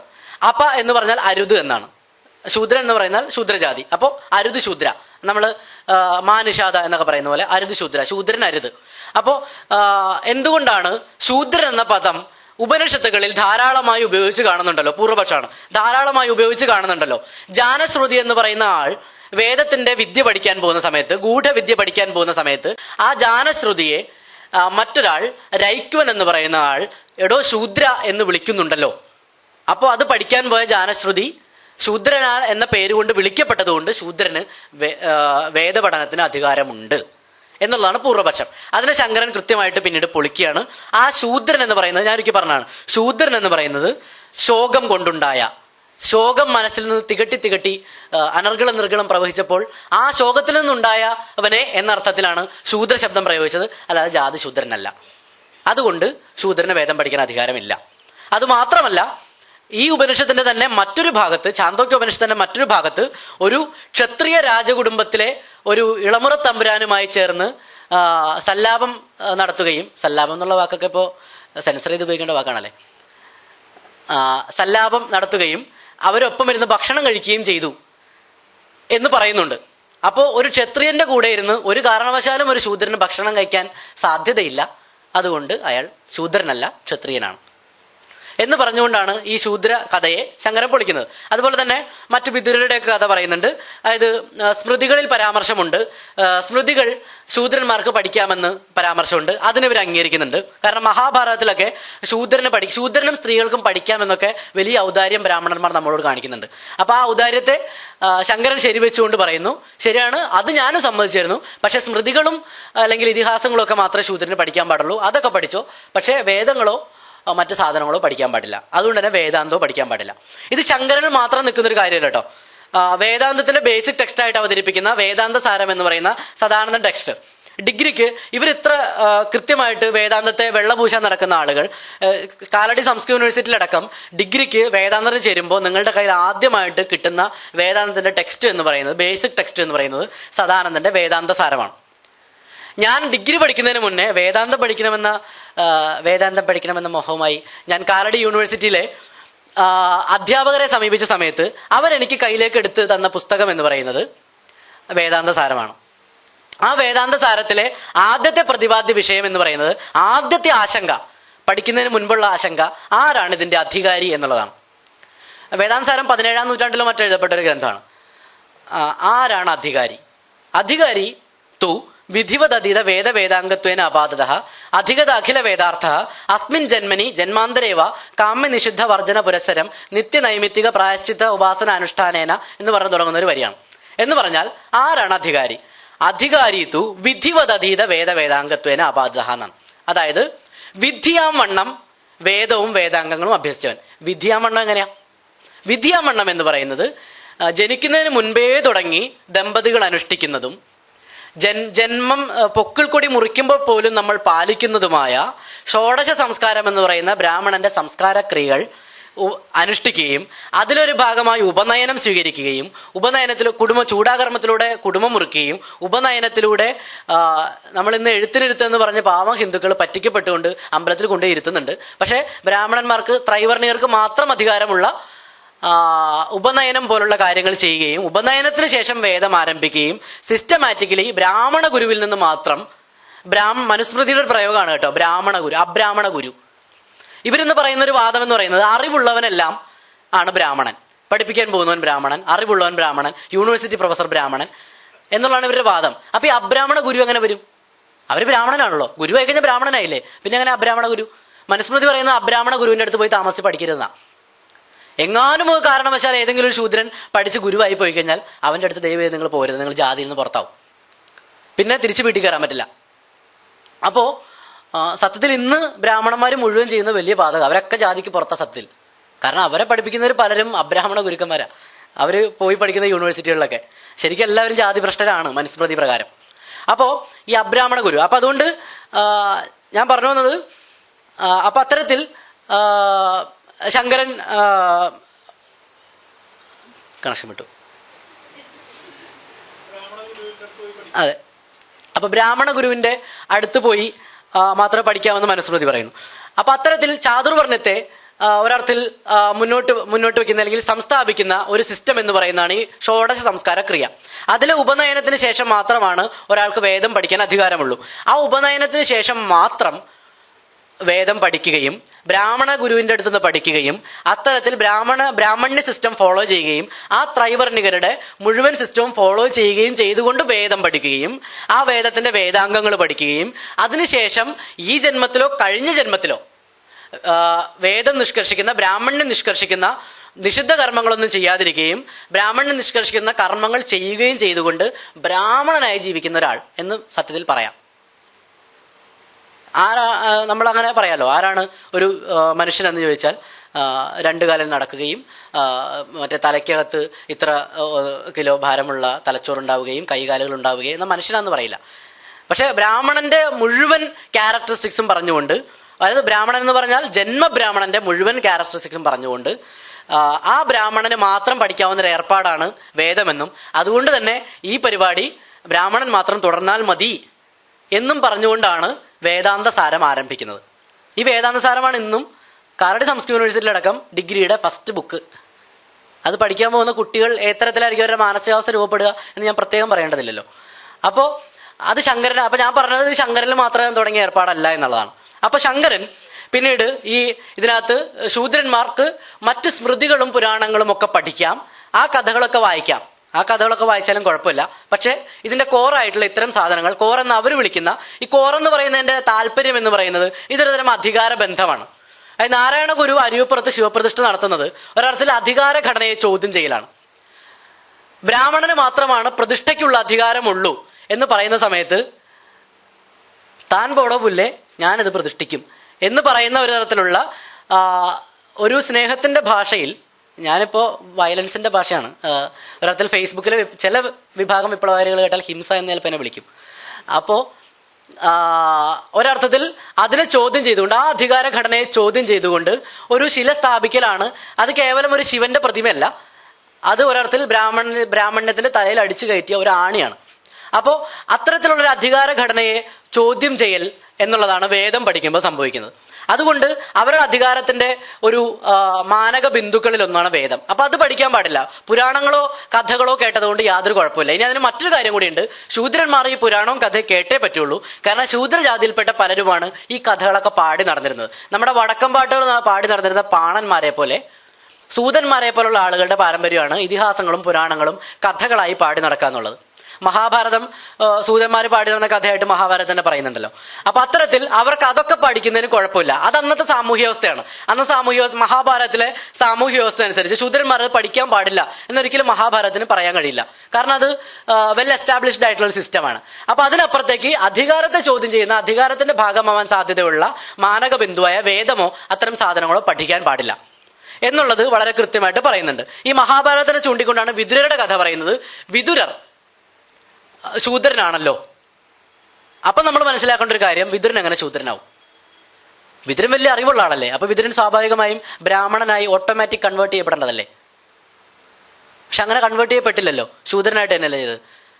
അച്ഛൻ എന്ന് പറയുന്ന വേദവ്യാസൻ ഒരു ഋഷിയാണ്. ആ അച്ഛന് ശൂദ്ര സ്ത്രീയിൽ ജനിച്ച, അമ്മ മാത്രമേ ശൂദ്രയുള്ളൂ. എന്നിട്ട് പോലും വിതുരൻ ആരാണ്? ശൂദ്രനാണ്. വിതുരൻ അറിവ് നേടിയിട്ട് വിതുരൻ ബ്രാഹ്മണനായില്ല. അപ്പോ ഇവര് പറയുന്നു വിതുരൻ ശൂദ്രനാണല്ലോ, അപ്പൊ വിതുരൻ പഠിച്ചല്ലോ എന്ന് പറയുന്നത് വിതുരനെ കണക്ട് ചെയ്യുന്ന കഴിഞ്ഞ ജന്മമായിട്ടാണ്. കഴിഞ്ഞ ജന്മത്തിൽ വിതുരൻ ബ്രാഹ്മണനായിരുന്നു, അവന് അതിനുള്ള സംസ്കാരമുണ്ട്. അപ്പൊ അതുകൊണ്ട് എല്ലാം ഓക്കെ ആയി. ഇനി അത് വേറൊരു കഥ. നമ്മള് സംഘികൾ പ്രധാനമായും ഉന്നയിക്കുന്ന പ്രധാനപ്പെട്ട വാദങ്ങൾ, ഭാരതീയ സംസ്കാരത്തിൽ ശൂദ്രന്മാർക്കും ചണ്ടാളന്മാർക്കും ഒക്കെ സ്ഥാനമുണ്ടായിരുന്നു. അതിന് ഏറ്റവും വലിയ തെളിവാണല്ലോ വേദവ്യാസൻ. വേദവ്യാസൻ എന്ന് പറയുന്ന ആൾ ഒരു മുക്കുവ സ്ത്രീയുടെ മകനായിരുന്നു. ആ മുക്കുവ സ്ത്രീയുടെ മകനായ വേദവ്യാസനാണ് വേദങ്ങളെ വ്യസിച്ചത്. ആ മുക്കുവ സ്ത്രീയുടെ മകനായ വേദവ്യാസനാണ് 18 പുരാണങ്ങൾ എഴുതിയത്. അപ്പൊ പിന്നെ എങ്ങനെ ഹിന്ദുമതം ദലിത് വിരുദ്ധമാണെന്ന് എങ്ങനെ പറയാൻ കഴിയും? ഇതിന്റെ രസം എന്ന് വെച്ചാൽ, മഹാഭാരതത്തിൽ ആണ് വേദവ്യാസൻ ഒരു ക്യാരക്ടറായി രംഗത്ത് വരുന്നത്. ആ മഹാഭാരതം വേദവ്യാസന്റെ ജനനത്തെ പറ്റി പറയുന്നത്, വേദവ്യാസൻ പരാശര മുനിയുടെ മകനാണല്ലോ, അമ്മ മാത്രമാണല്ലോ മുക്കുവ സ്ത്രീ. ഈ മുക്കുവ സ്ത്രീ അല്ല. ഈ മുക്കുവ സ്ത്രീ എന്ന് പറയുന്നത് ഒരു അപ്സരസിന് ശാപം കിട്ടി ഒരു മീനായിട്ട് ജനിക്കുകയാണ്. ഇതാണ് കഥ. ഒരു അപ്സര സ്ത്രീ ശാപം കിട്ടി കടലിൽ മീനായി ജനിക്കുന്നു. അപ്പോൾ ഇതേ സമയത്ത് ഒരു രാജാവ് കാട്ടിൽ വേട്ടയ്ക്ക് പോവുകയാണ്. അപ്പൊ രാജാവിന് കടുത്ത ലൈംഗികാസക്തി ഉണ്ടാവുകയും അദ്ദേഹത്തിന് ശുക്ലസ്ഖലനം സംഭവിക്കുകയും ചെയ്യുന്നു. ഇത് വെറുതെ കളയരുതല്ലോ എന്ന് കരുതി ഒരു ഇലയിലാക്കി തന്റെ ഭാര്യയ്ക്ക് കൊടുത്തു വിടുകയാണ്. അങ്ങനെ പോകുന്ന വഴി ഒരു കിളി കൊത്തി ഇത് പോകുന്ന വഴിക്ക് ഈ ശുക്ലം പുഴയിൽ വീഴുകയാണ് സുഹൃത്തുക്കളെ. അങ്ങനെ ഈ ശുക്ലം മീൻ വിഴുങ്ങുകയും മീൻ ഗർഭിണിയാവുകയും ചെയ്യുന്നു. അങ്ങനെ അതിനകത്തൊരു കുട്ടി ഉണ്ടാകുന്നു. ആ കുട്ടിയാണ് നമ്മുടെ മുക്കുവ സ്ത്രീ. അങ്ങനെ ഈ മുക്കുവൻ ഈ മീനെ പിടിക്കുകയും വയറ് കീറി നോക്കുമ്പോൾ മീനിന്റെ അകത്തിരി വാവാ. അപ്പോ അതാണ് ഈ മുക്കുവ സ്ത്രീ. അപ്പൊ അത് പ്രകാരം വേദവ്യാസന്റെ അമ്മ അപ്സര സ്ത്രീയാണ്, മുക്കുവ സ്ത്രീ അല്ല, മഹാഭാരതത്തിന്റെ തന്നെ റെഫറൻസ് പ്രകാരം. അപ്പോ അങ്ങനെ അത്തരത്തിൽ ഇനി വാത്മീകിയുടെ കാര്യത്തിലുണ്ട് കേട്ടോ. വാത്മീകിയുടെ കാര്യത്തിലും വാത്മീകി, എനിക്ക് അദ്ദേഹത്തിന്റെ പേര് ഓർമ്മയില്ല, ഒരു ബ്രാഹ്മണന്റെ മകനാണ്, 10ാമത്തെ പുത്രനാണ് താനെന്ന് രാമായണത്തിന്റെ ഉത്തരകാണ്ഡത്തിൽ ഏറ്റവും അവസാനം വരുന്ന കാണ്ഡത്തിൽ പ്രസ്താവമുണ്ട്. താൻ ഇന്ന ബ്രാഹ്മണന്റെ 10ാമത്തെ പുത്രനാണ് രത്നാകരൻ എന്നുള്ള പേരിൽ വാത്മീകിയുടെ തന്നെ വചനമായിട്ടുണ്ട്. അപ്പോ അതുകൊണ്ട് ഇത്തരത്തിൽ ബ്രാഹ്മണന്മാർ മാത്രമേ, അപ്പൊ വിതുരൻ അതുകൊണ്ട് ശൂദ്രൻ തന്നെയാണ്, ശൂദ്ര സ്ത്രീക്ക് ജനിച്ചുകൊണ്ട്. ഇനി മനുസ്മൃതിയിലെ റെഫറൻസ് അതിനോട് കണക്ട് ചെയ്ത് പറയാം. മനുസ്മൃതിയിലെ റെഫറൻസ് എന്ന് പറയുന്നത് ബ്രാഹ്മണന്മാരോട് ഉപദേശിക്കുന്നത്, നിങ്ങൾ യാതൊരു കാരണവശാലും ഗതികേടിന്റെ ഭാഗത്ത് പോലും ശൂദ്ര സ്ത്രീകളെ വിവാഹം കഴിക്കരുത്, സംബന്ധം ചെയ്യാൻ കേട്ടോ. ഞങ്ങൾ കഴിഞ്ഞ ദിവസം തമാശയായിട്ട് ഇങ്ങനെ പറയാറുണ്ട്, ഫേസ്ബുക്ക് യഥാർത്ഥത്തിൽ ഒരുതരം ഹിന്ദു വിരോധികളാണ്. കാരണം ഹിന്ദു മതത്തിന്റെ പ്രധാനപ്പെട്ട ആശയമായ സംബന്ധം ഇന്ന റിലേഷൻഷിപ്പിൽ ഇല്ല. ഇന്നെ സംബന്ധം വിത്ത് എന്നുള്ളൊരു ഭാഗം ഫേസ്ബുക്കിലില്ലാത്ത വലിയ ഹിന്ദു വിരുദ്ധമായ നടപടിയാണ് എന്നുള്ളത് ഞങ്ങൾ ഒരു ദിവസം ചർച്ച ചെയ്യുണ്ടായി. അപ്പോൾ അതുകൊണ്ട് ശൂദ്ര സ്ത്രീകളെ വിവാഹം കഴിക്കാൻ പാടില്ല, സംബന്ധമാവാം, അത് ഓരോരുത്തരുടെ ഇഷ്ടം. അപ്പോൾ അത്തരത്തിൽ ഗതികേട് കൊണ്ടുപോലും ശൂദ്ര സ്ത്രീകളെ വിവാഹം ചെയ്യരുത്. അതിന്റെ കാരണം എന്താണെന്ന് വെച്ചാൽ നാട്ടിൽ ശൂദ്ര കുട്ടികൾ പിറക്കും എന്നുള്ളതുകൊണ്ടാണ്. ശൂദ്ര സന്താനങ്ങൾ പിറക്കും. ബ്രാഹ്മണന് ശൂദ്ര സന്താനങ്ങൾ പിറക്കും. അതെങ്ങനെ ബ്രാഹ്മണന് ശൂദ്ര സന്താനങ്ങൾ പിറക്കുക? അത് ജനിക്കുന്ന കുട്ടി ബ്രാഹ്മണനായിക്കൂടെ? അല്ലെങ്കിൽ ബ്രാഹ്മണനായ പിതാവിനെ അയാൾക്ക് പഠിപ്പിച്ചു കൊടുത്തൂടെ? പഠിപ്പിച്ചു കൊടുത്താൽ സ്വാഭാവികമായും ബ്രാഹ്മണനാവുമല്ലോ. പക്ഷെ അങ്ങനെ ഒന്നും ആവില്ല. അങ്ങനെ ജനിച്ചാൽ, ശൂദ്ര സ്ത്രീക്ക് ജനിച്ചാൽ അവൻ ശൂദ്രൻ തന്നെയാണ്. അച്ഛൻ പോലും ബ്രാഹ്മണനായിട്ട് കാര്യമില്ല എന്നർത്ഥം. അതായത് വംശശുദ്ധി വളരെ കൃത്യമായി പാലിക്കപ്പെടണം. അച്ഛന്റെയും അമ്മയുടെയും അംശം ബ്രാഹ്മണന്റേത് തന്നെ ആയാൽ മാത്രമേ ആ കുട്ടി ബ്രാഹ്മണനാവുള്ളൂ. ഇനി മനുസ്മൃതിയെ പരാമർശിച്ച സമയത്ത്, ഷോഡശക്രിയെ പരാമർശിച്ച സമയത്ത് അതിനെപ്പറ്റി കൂടി പറയാം. ഇത് വളരെ കൃത്യമായിട്ട് ഇന്നത്തെ നവ ബ്രാഹ്മണ്യവാദികൾ എന്നറിയപ്പെടുന്ന ഹിന്ദുത്വവാദികൾ ഉന്നയിക്കുന്ന പ്രധാന ഒരു വാദമാണ് ഞാൻ നേരത്തെ പറഞ്ഞ നമുക്ക് ആർക്ക് വേണമെങ്കിലും ബ്രാഹ്മണനാവാമല്ലോ എന്നുള്ളത്. അപ്പൊ ബ്രാഹ്മണനാവണമെങ്കിൽ ഉണ്ടല്ലോ, ഹിന്ദു തത്വശാസ്ത്രം പ്രകാരം അല്ലെങ്കിൽ ഹിന്ദു നിയമസംഹിതകൾ പ്രകാരം ഷോഡശക്രിയകൾ എന്ന് പറയുന്നത് ഞാൻ നേരത്തെ പറഞ്ഞ ഈ 16 കർമ്മങ്ങളിലൂടെ കടന്നു പോകേണ്ടതുണ്ട്. 16 കർമ്മങ്ങളിൽ ആദ്യത്തേത് ഗർഭാധാനമാണ്. ഗർഭാധാനം എന്ന് പറഞ്ഞാൽ ലൈംഗിക പ്രക്രിയ. 2 പേർ ലൈംഗിക ബന്ധത്തിൽ ഏർപ്പെടുന്നു. ഗർഭാധാനത്തിന് ശേഷം പുംസവനം വരുന്നു, അത് ഗർഭകാലത്താണ്. സീമന്തോന്നയനം എന്ന് പറയുന്ന സീമന്തം വരുന്നു, അത് ഗർഭകാലത്താണ്. ഇനി ഈ കുട്ടിയുമായി ബന്ധപ്പെട്ട ആദ്യത്തെ കർമ്മം വരുന്നത് ജാതകർമ്മമാണ്. ജാതകർമ്മം എന്ന് പറയുന്നത് പൊക്കിൾ കൊടി മുറിക്കുന്നതിന് മുൻപും അതിന് ശേഷവും നടത്തേണ്ട ക്രിയയാണ്. ഈ ജാതകർമ്മം ഒക്കെ കഴിഞ്ഞതിന് ശേഷമാണ് നാമകരണവും അന്നപ്രാശനവും നിഷ്ക്രമണവും ചൂടാകർമ്മവും ഒക്കെ കഴിഞ്ഞതിന് ശേഷമാണ് ഉപനയനം കടന്നു വരുന്നത്. അത്തരത്തിൽ ചൂടാകർമ്മവും ഉപനയനവും ഒക്കെ കഴിഞ്ഞ ഒരാൾ മാത്രമേ ബ്രാഹ്മണനാവുന്നുള്ളൂ. അപ്പോൾ ഇന്ന് പോലും RSSന്റെ നേതൃത്വത്തിൽ കുറെ വൈദിക പാഠശാലകളുണ്ട്. ആ വൈദിക പാഠശാലകൾ ചെയ്യുക ഇവരെ പൂണൂലിടിക്കുകയാണ്. ഈ പൂണൂലിടിക്കുന്നതിന്റെ താല്പര്യം എന്ന് പറയുന്നത് ഉപനയന കർമ്മം എന്നാണ് അതിനെ വിളിക്കുക. ഈ ഉപനയനം എന്ന് പറയുന്നത് എന്തിനു ശേഷം, ഉപനയനം എന്ന് പറയുന്നത് ഷോഡശക്രിയകളിലെ 9ാമത്തെ ഐറ്റമാണ്. ഈ 9ാമത്തെ ഐറ്റത്തിന് മുൻപ് ഈ കുട്ടി ജനിച്ച് പൊക്കിൾക്കൊടി മുറിക്കുന്നതിന് തൊട്ട് മുൻപ് വരെ ഉള്ള ക്രിയയാണ് ജാതകർമ്മം. പൊക്കിൾക്കൊടി മുറിക്കുന്ന സമയത്തുള്ള ക്രിയയാണ് ജാതകർമ്മം. ഈ ജാതകർമ്മം നടക്കുന്ന സമയത്ത് കുട്ടിയുടെ പ്രായം എന്ന് പറയുന്നത് 0 ഈ 0 വയസ്സുള്ള ഒരു കുട്ടിയെ നിങ്ങൾ എന്ത് ഗുണങ്ങളുടെ അടിസ്ഥാനത്തിലാണ് ബ്രാഹ്മണനാണെന്ന് നിശ്ചയിക്കുക? ഗുണങ്ങളുടെ അടിസ്ഥാനത്തിലാണ് ബ്രാഹ്മണ്യം എന്ന സാധനം വിഭജിക്കപ്പെടുന്നതെങ്കിൽ, നിങ്ങൾക്ക് സത്വഗുണമുണ്ടെങ്കിൽ നിങ്ങൾ ബ്രാഹ്മണനാവുമെങ്കിൽ 0 വയസ്സുള്ള ഒരു ദിവസം ഭൂമിയിൽ 1ാം ദിവസം അമ്മയുടെ ഗർഭപാത്രത്തിൽ നിന്ന് പുറത്തെത്തിയ ഈ കുട്ടി എന്തു ഗുണമാണ് നിങ്ങൾ നിശ്ചയിക്കുക? എങ്ങനെയാണ് കുട്ടിയുടെ ഗുണം നിങ്ങൾ നിശ്ചയിക്കുക? അല്ലെങ്കിൽ ആ കുട്ടിയും നാളെ ചെയ്യാൻ പോകുന്നത് അധ്യാപക ജോലിയാണോ, കൃഷിയാണോ, വാണിജ്യമാണോ, ദാസ്യപ്പണിയാണോ എന്ന് ആ കുട്ടി ജനിക്കുന്ന ദിവസം നിങ്ങൾ എങ്ങനെ തീരുമാനിക്കും? അത് ഉപനയനത്തിൽ പോലും ഉണ്ട്. ഉപനയനം മനുസ്മൃതി പ്രകാരം ഉപനയനം എന്ന് പറയുന്നത് 5ാം വയസ്സിൽ അഥവാ 4ാം വയസ്സിൽ. അഥവാ വരുന്നത് എന്താണെന്ന് വെച്ചാൽ ഇവർ ഗർഭം തൊട്ടാണ് വയസ്സ് കണക്കാക്കുക. അപ്പോൾ ഗർഭം തൊട്ട് വയസ്സ് കണക്കാക്കുമ്പോൾ 5ാം വയസ്സിലാണ് ഉപനയനം നടത്തേണ്ട കൃത്യമായ സമയം. കുട്ടിയും കോലും കളിച്ച് കിടക്കേണ്ട പ്രായത്തിൽ ഇവർ അവരുടെ ഗുണം നിശ്ചയിച്ചിട്ട് എങ്ങനെയാണ് അവരെ ബ്രാഹ്മണനാക്കുക? ഇത് വളരെ കൃത്യമായിട്ട് ജന്മം കൊണ്ട് തന്നെയാണ് ബ്രാഹ്മണ്യം എന്നുള്ളതിന് യാതൊരു സംശയമില്ല. ഇതേ ആശയങ്ങളും ഇതേ സിദ്ധാന്തങ്ങളും തന്നെയാണ് ശങ്കരാചാര്യൻ പിന്തുടരുന്നത്. ഇനി ഒരു പ്രധാനപ്പെട്ട ഒരു കാര്യം എന്ന് പറയുന്നത്, നമ്മൾ ശങ്കരാചാര്യ ജാതിവാദിയാണ് എന്ന് പറഞ്ഞ് മുന്നോട്ട് പോകുന്ന സമയത്ത് അപ്പുറത്ത് നിൽക്കുന്ന ആളുകൾ വളരെ കൃത്യമായിട്ട് ഉന്നയിക്കാൻ സാധ്യതയുള്ള ഒരു വാദം എന്ന് പറയുന്നത്, ബ്രഹ്മസൂത്രത്തിന്റെ ആദ്യത്തെ മന്ത്രമായ അധാതോ ബ്രഹ്മജിജ്ഞാസ എന്ന് പറയുന്ന മന്ത്രത്തിൽ അധ എന്ന് പറയുന്ന ശബ്ദത്തിന്റെ അർത്ഥം എന്ന പേരിൽ ഒരു വാദവുമായി ഒരു കൂട്ടർ വരും. ആ കൂട്ടരെ നമ്മൾ കരുതിയിരിക്കണം. അവർ വേദാന്തം കുറച്ചെങ്കിലും പഠിച്ച ആൾക്കാരായിരിക്കും. പക്ഷെ അതുകൊണ്ട് ബോധം ഉണ്ടായിക്കൊള്ളുന്നില്ല, പക്ഷെ പഠിച്ച ആളുകളായിരിക്കും. അപ്പൊ അവർ പറയും അധ എന്ന് പറയുന്ന ശബ്ദത്തിന് ശങ്കരാചാര്യ കൊടുക്കുന്ന അർത്ഥം അതിനൊരു വൈരുദ്ധ്യം ഉണ്ട് കേട്ടോ. അവരതും കൂടി ചൂണ്ടിക്കാട്ടിയിട്ടാണ് അപശുദ്രാധികരണം ശങ്കരൻ എഴുതാൻ സാധ്യതയില്ല എന്ന് പറയുന്നത്. അതിനകത്ത് ഇവർ പറയുന്നത് അധ എന്ന് പറയുന്ന ശബ്ദത്തിന് ശങ്കരൻ കൊടുക്കുന്ന അർത്ഥം എന്ന് പറയുന്നത് ശേഷം എന്ന, അർദ്ധ എന്ന വാക്കിന് ശേഷം എന്നൊരു അർത്ഥമുണ്ട്. അപ്പൊ ശേഷം എന്ന അർത്ഥമല്ല ശങ്കരൻ കൊടുക്കുന്നത്. അതായത് ശേഷം എന്ന് പറഞ്ഞാൽ വേദപഠനത്തിന് ശേഷം എന്ന അർത്ഥമല്ല ശങ്കരൻ കൊടുക്കുന്നത്. അതെന്തുകൊണ്ടാണെന്ന് വെച്ചാൽ, അത് ഞാൻ കഴിഞ്ഞ പ്രസന്റേഷനിൽ സൂചിപ്പിച്ചിരുന്നു. വേദത്തിന്റെ സംഹിതാഭാഗവും ഉപനിഷത്ത് ഭാഗം ഉണ്ടെന്ന് ഞാൻ പറഞ്ഞല്ലോ, വേദത്തിന് 4 ഭാഗങ്ങളിൽ. ഈ സംഹിതാ ഭാഗങ്ങൾ എന്ന് പറയുന്നത് മന്ത്രഭാഗമാണ്, അല്ലെങ്കിൽ കർമ്മകാണ്ഡമാണ്. യജ്ഞം ചെയ്യുന്ന, യാഗം ചെയ്യുന്ന ആൾക്കാരാണ്, കൂട്ടരാണ് ഈ പറയുന്ന കർമ്മകാണ്ഡത്തിന്റെ അല്ലെങ്കിൽ സംഹിതാ ഭാഗത്തിന്റെ അധികാരികൾ. അതിലാണ് ഈ വേദമന്ത്രങ്ങൾ വരുന്നത്. അവരുടെ സിസ്റ്റമാണ് ഈ വേദം പഠിപ്പിക്കുക എന്നുള്ള പരിപാടി. അപ്പോൾ ഈ സിസ്റ്റത്തെ കൃത്യമായി എതിർത്തിരുന്ന ഒരു ധാരയാണ് ശങ്കരന്റെ ധാര. അതായത് ഉപനിഷത്തുക്കളെ പിൻപറ്റുന്ന, ഉപനിഷത്തുക്കളുടെ ഭാഗമായ ജ്ഞാനകാണ്ഡത്തെ പിൻപറ്റുന്ന ഒരു സിദ്ധാന്തമായിട്ടാണ് വേദാന്തം കടന്നു വരുന്നത്. ശങ്കരന്റെ ഒരു ധാര അല്ലെങ്കിൽ അവരുടെ ഒരു ലെയർ കടന്നു വരുന്നത് ഈ സാധനത്തിനെതിരായിട്ടാണ്. അപ്പോൾ വളരെ കൃത്യമായിട്ട് മീമാംസ എന്ന് വിളിക്കുന്ന, പൂർവ്വമീമാംസ എന്ന് വിളിക്കുന്ന ജൈമിനി രൂപീകരിച്ച, ജൈമിനി ഉദ്ഘാടനം ചെയ്ത ഒരു തത്വശാസ്ത്രമാണ് പൂർവ്വമീമാംസ. ഈ പൂർവ്വമീമാംസയെ എതിർക്കാൻ വേണ്ടിയിട്ടാണ് ശങ്കരാചാര്യർ വളരെ കൃത്യമായിട്ട്, ശങ്കരാചാര്യന്റെ എല്ലാ ഘട്ടത്തിലും ജൈമിനി എതിർക്കുകയും വേദത്തിന്റെ അധികാരം തനിക്കാണെന്നും വേദം എന്ന് പറയുന്ന ഉപനിഷത്തുക്കളാണെന്നും വേദം എന്ന് പറയുന്നത് ജൈമിനി പറയുന്നത് പോലെ, പൂർവ്വമീമാംസകർ പറയുന്നത് പോലെ വേദത്തിന്റെ മന്ത്രഭാഗങ്ങളല്ലെന്നും വേദം, ശ്രുതി എന്ന് പറയുന്നത് ഉപനിഷത്തുക്കളാണ്, അതുകൊണ്ട് വേദാന്തമാണ് വേദത്തിന്റെ യഥാർത്ഥ അർത്ഥം നമുക്ക് തരുന്നത് എന്ന് സ്ഥാപിക്കാനുള്ള ശങ്കരന്റെ തന്ത്രമാണ് അധ എന്ന ശബ്ദത്തിന് ഈ ശേഷം എന്ന അർത്ഥം കൊടുക്കാത്തത്. ബ്രഹ്മസൂത്ര ഭാഷ്യത്തിന്റെ പിന്നീടുള്ള എല്ലാ ഘട്ടത്തിലും മുന്നോട്ട് പോയാൽ നമുക്ക് മനസ്സിലാവും വളരെ കൃത്യമായിട്ട് ഈ ഡിസ്റ്റിങ്ഷൻ അല്ലെങ്കിൽ ഈ ഡിസന്റ് ശങ്കരാചാര്യർ നിലനിർത്തുന്നുണ്ട്.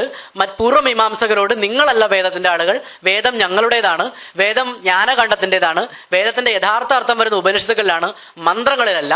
അതുകൊണ്ട് നിങ്ങളുടെ സാധനം പഠിച്ചില്ലെങ്കിലും ഒരാൾക്ക് ബ്രഹ്മത്തെ പറ്റി ചിന്ത ഉണ്ടാവാം എന്ന് പറയാൻ വേണ്ടിയിട്ടാണ്. നിങ്ങളുടെ മന്ത്രഭാഗമായ സംഹിത, അവരുടെ ഫിലോസഫിയുടെ ബേസ് ആയിട്ടുള്ള സംഹിതാഭാഗം എന്ന് പറയുന്ന വേദത്തിന്റെ ഭാഗം, അത് പഠിച്ചിട്ടില്ലെങ്കിൽ പോലും ഒരാൾക്ക് ബ്രഹ്മജിജ്ഞാസ ഉണ്ടാകാം, അത് പഠിക്കണമെന്നില്ല, അതുകൊണ്ട് നിങ്ങൾക്കതിൽ പ്രാധാന്യമില്ല എന്ന് സ്ഥാപിക്കാൻ വേണ്ടിയിട്ടാണ് ഈ അധ ശബ്ദത്തിന് 1-ാമത്തെ സൂത്രമാണ്, ബ്രഹ്മസൂത്ര 1-ാമത്തെ സൂത്രമാണ് അധാതോ ബ്രഹ്മജിജ്ഞാസ. അതുപോലും പൂർവ്വമീമാംസകരുടെ അധാതോ ധർമ്മജിജ്ഞാസയുടെ പാരഡി ആയിട്ട് എഴുതപ്പെട്ട ഒരു സൂത്രമാണ്. അധാതോ ധർമ്മജിജ്ഞാസയുടെ അതേ മാതൃകയിലാണ് അധാതോ ബ്രഹ്മജിജ്ഞാസ എന്ന് എഴുതുന്നത്. അപ്പോൾ അവരതിനകത്ത് അധശബ്ദത്തിന് കൊടുക്കുന്ന അർത്ഥത്തിന് എഗെയിൻസ്റ്റ് ആയിട്ടുള്ള അർത്ഥമാണ് ശങ്കരൻ കൊടുക്കുന്നത്. അത് അവരെ ഒപ്പോസ് ചെയ്യാനാണ്, അല്ലാതെ ശൂദ്രരെ മുഴുവനും ബ്രാഹ്മണനാക്കാൻ വേണ്ടിയിട്ടല്ല. ഇനി അടുത്ത ശങ്കരന്റെ പ്രധാനപ്പെട്ട ഭാഷ്യം എന്ന് പറയുന്നത് ഭഗവത്ഗീത ഭാഷ്യമാണ്. യഥാർത്ഥത്തിൽ ശങ്കരൻ തന്റെ ജാതി സിദ്ധാന്തം കൃത്യമായി അവതരിപ്പിച്ചിട്ടുള്ള ഗ്രന്ഥം എന്ന് പറയുന്നത് ഭഗവത്ഗീതയാണ്. ഭഗവത്ഗീതയിൽ 2 വളരെ പ്രധാനമായിട്ടും വർണ്ണധർമ്മം കടന്നു വരുന്നത്. ഈ ഭഗവത്ഗീതയ്ക്ക് ഒരു പ്രത്യേകതയുണ്ട്. ഭഗവത്ഗീത എന്ന് പറയുന്നത് മഹാഭാരതത്തിന്റെ ഭീഷ്മപർവത്തിനകത്ത് ഉൾപ്പെടുന്നു എന്ന് പറയുന്ന 18 അധ്യായങ്ങളുള്ള ഒരു കൃതിയാണ്. ഇന്നും ഭഗവത്ഗീത നടന്ന കഥയാണെന്നും, അല്ലെങ്കിൽ ഭഗവത്ഗീത മഹാഭാരത യുദ്ധത്തിന്റെ ആദ്യത്തെ ദിവസം കൃഷ്ണൻ അർജുനന് പറഞ്ഞു കൊടുത്താണെന്നും, ഇത് മുഴുവൻ കൃഷ്ണൻ അവിടെ നിന്നും പ്രസംഗിച്ചുവെന്നും ഒക്കെ വിശ്വസിക്കുന്ന ആൾക്കാർ ഇന്നും ഉണ്ട്. അതിന്റെ രസം എന്താണെന്ന് വെച്ചാൽ, നമ്മൾ പൊതുവെ പറയാറുണ്ട്, അതായത് ഭഗവത്ഗീതകത്ത് 700 ശ്ലോകങ്ങളുണ്ട്. അപ്പൊ കൃഷ്ണൻ അർജുനൻ രാവിലെ അവർ യുദ്ധത്തിന് വരികയാണ്. രാവിലെ തയ്യാറായി യുദ്ധത്തിന് വന്ന് നിൽക്കുന്നു. സന്ധ്യ കഴിഞ്ഞാൽ യുദ്ധം ചെയ്യില്ല. രാവിലെ യുദ്ധത്തിന് വന്ന് നിന്നുകൊണ്ട് അർജുനന് സംശയം വരികയാണ്. അർജുനന് വരുന്ന സംശയം എന്ന് പറയുന്നത് ജെനുവിനാണ്, ഹ്യൂമാനിറ്റേറിയൻ സംശയമാണ് അർജുനന് വരുന്നത്. അർജുനൻ ചോദിക്കും, ഞാൻ എങ്ങനെ എന്റെ ബന്ധുക്കളെ കൊല്ലുന്ന? അർജുൻ വളരെ സ്നേഹമാണ് ബന്ധുക്കളോട്, അതില്ലാത്ത കൃഷ്ണനാ. അർജുനൻ ചോദിക്കുന്നത്, ഞാൻ എങ്ങനെ എന്റെ ബന്ധുക്കളെ കൊല്ലും? എൻ്റെ ജ്യേഷ്ഠ സ്ഥാനത്തുള്ളവർ, പിതാമഹന്മാർ, അച്ഛന്റെ സ്ഥാനത്തും അപ്പൂപ്പന്റെ സ്ഥാനത്തും അമ്മാവന്റെ സ്ഥാനത്തും ഗുരുവിന്റെ സ്ഥാനത്തും സഹോദരങ്ങളുടെ സ്ഥാനത്തും നിൽക്കുന്ന ഈ മനുഷ്യന്മാരെ ഞാൻ എങ്ങനെ കൊല്ലും കൃഷ്ണ എന്നാണ് അർജുനൻ ചോദിക്കുന്നത്. അപ്പൊ കൃഷ്ണൻ തിരിച്ചു പറയുന്നത്, നീ ഒന്നും കൊല്ലുന്നില്ല, നിനക്ക് വേണ്ടി ഞാനാണ് ഇതൊക്കെ നിർവഹിക്കുന്നത്. നിനക്ക് കൊന്നാൽ നിനക്ക് സ്വർഗം കിട്ടും, രാജ്യം കിട്ടും, മറ്റത് കിട്ടും, മറിച്ചത് കിട്ടും, അതുകൊണ്ട് എല്ലാത്തിനും തട്ടിക്കുമെന്ന് പറയുന്നത്. അപ്പോ ഇത് കൃഷ്ണൻ യഥാർത്ഥത്തിൽ ഇത് ഈ നമ്മൾ നീതി എന്നുള്ള വാക്കിനെ പറ്റി ചർച്ച ചെയ്യുമ്പോൾ ഇത് ആരുടെ ഭാഗത്തുനിന്ന് യഥാർത്ഥത്തിൽ നീതി? ഇതിന്റെ രസം എന്താ വെച്ചാൽ അർജുനൻ പറഞ്ഞ പോലെ പിന്നീട് സംഭവിച്ചത് പോലും. കൃഷ്ണൻ പറഞ്ഞിരുന്നത് ഇത് കഴിഞ്ഞാൽ നിങ്ങൾക്ക് രാജ്യം കിട്ടും, നിങ്ങൾക്ക് ഒറ്റേറെ സുഖ സൗഭാഗ്യങ്ങൾ കിട്ടും എന്നൊക്കെയാണ്. പക്ഷെ മഹാഭാരത യുദ്ധം കഴിഞ്ഞപ്പോൾ ആകെ 5-6 പേരോ മാത്രമാണ് പാണ്ഡവ പക്ഷത്ത് പോലും അവശേഷിച്ചുള്ളൂ. കൃഷ്ണന്റെ പ്രവചനം പാടേ തെറ്റി. അവരവസാനം രാജ്യം ഭരിക്കാൻ പോലും നിൽക്കാതെ അവർ സ്വർഗാരോഹണത്തിന് പോയത്. അപ്പൊ കൃഷ്ണൻ പറഞ്ഞ കൃഷ്ണന്റെ ദൈവം എന്നുള്ള നിലയിലുള്ള കൃഷ്ണന്റെ വാഗ്ദാനം അമ്പേ തെറ്റി ഭഗവത്ഗീതയിൽ. അത് മഹാഭാരതത്തിന്റെ ബാക്കിയുള്ള ഭാഗം സാക്ഷ്യപ്പെടുത്തുന്നുണ്ടല്ലോ. അത് മാത്രമല്ല, സ്വർഗം കിട്ടുമെന്ന് പറഞ്ഞിട്ട് നരകം പോലും കാണേണ്ടി വന്നു. നീ ഇത് മാത്രം നിന്റെ വർണ്ണധർമ്മം മാത്രം. അതായത് ഇവിടെ നടക്കുന്ന സ്പ്ലിറ്റ് എന്താണെന്ന് വെച്ചാൽ, കുലധർമ്മവും വർണ്ണധർമ്മവും തമ്മിലുള്ളൊരു ഇന്ത്യയുടെ സാമൂഹ്യ മനസ്ഥിതിക്കകത്ത് ഈ 2 സാധനങ്ങൾ തമ്മിലുള്ള സ്പ്ലിറ്റിനെയാണ്, അല്ലെങ്കിൽ അത് തമ്മിലുള്ള തർക്കത്തെയാണ്, അതിന്റെ ആത്മസംഘർഷത്തെയാണ് ഭഗവത്ഗീത പ്രതിനിധീകരിക്കുന്നത്. അതായത് അത്രയും നാൾ ഇന്ത്യയിൽ നിലനിൽക്കുന്നത് ഒരുതരം കുല സംസ്കാരമാണ്. കുലം എന്ന് പറഞ്ഞാൽ പാഞ്ചാല കുലമുണ്ട്, അത്തരത്തിൽ കുറെ കുലങ്ങളുണ്ട്, ഇവരുടേതായ കുറെ ഗോത്രങ്ങളുണ്ട്. ഈ ഗോത്ര സംസ്കാരത്തിനൊപ്പം വർണ്ണധർമ്മമുണ്ട്. പക്ഷെ വർണ്ണധർമ്മം ഒരു പ്രധാനപ്പെട്ട മുഴുവൻ ആളുകളെയും ഭരിക്കുന്ന ഒരു സിസ്റ്റമായിട്ട്, ബ്രാഹ്മണ്യ സിസ്റ്റം മുഴുവനായി അവരിൽ അടിച്ചേൽപ്പിക്കപ്പെടാത്ത ഒരു ഘട്ടത്തിൽ ആണ് ഭഗവത്ഗീത കടന്നു വരുന്നത്. അപ്പോൾ ഈ ഭഗവത്ഗീത കടന്നു വരുന്ന ഭഗവത്ഗീത പ്രധാനപ്പെട്ട സ്പ്ലിറ്റ്, ഒന്നാമത്തെ അധ്യായത്തിൽ അർജുനൻ കൃഷ്ണനോട് പറയുന്ന മുഴുവനും കുലം കുലം കുലം എന്നാണ്. ഒട്ടേറെ തവണ ഒന്നാമത്തെ അധ്യായത്തിൽ അർജുനൻ കുലം എന്ന വാക്ക് ഉപയോഗിക്കുന്നുണ്ട്. എന്റെ കുലധർമ്മം നശിക്കും, കുലസ്ത്രീകൾ നശിക്കും, കുലം ക്ഷയിക്കും, കുലസ്ത്രീകൾ ദുഷിക്കും, എന്റെ കുലമില്ലാതെയാവും, എന്റെ കുലത്തിൽപ്പെട്ട ആളുകൾ, കുലം കുലം കുലം കുലം കുലം എന്നാണ് പറയുന്നത്. കൃഷ്ണൻ അതിന് തിരിച്ചു കൊടുക്കുന്ന മറുപടി, നിന്റെ ധർമ്മം കുലധർമ്മമല്ല, വർണ്ണധർമ്മമാണ്. നീ ക്ഷത്രിയനാണ്. ക്ഷത്രിയന്റെ ജോലി ആൾക്കാരെ കൊല്ലലാണ്.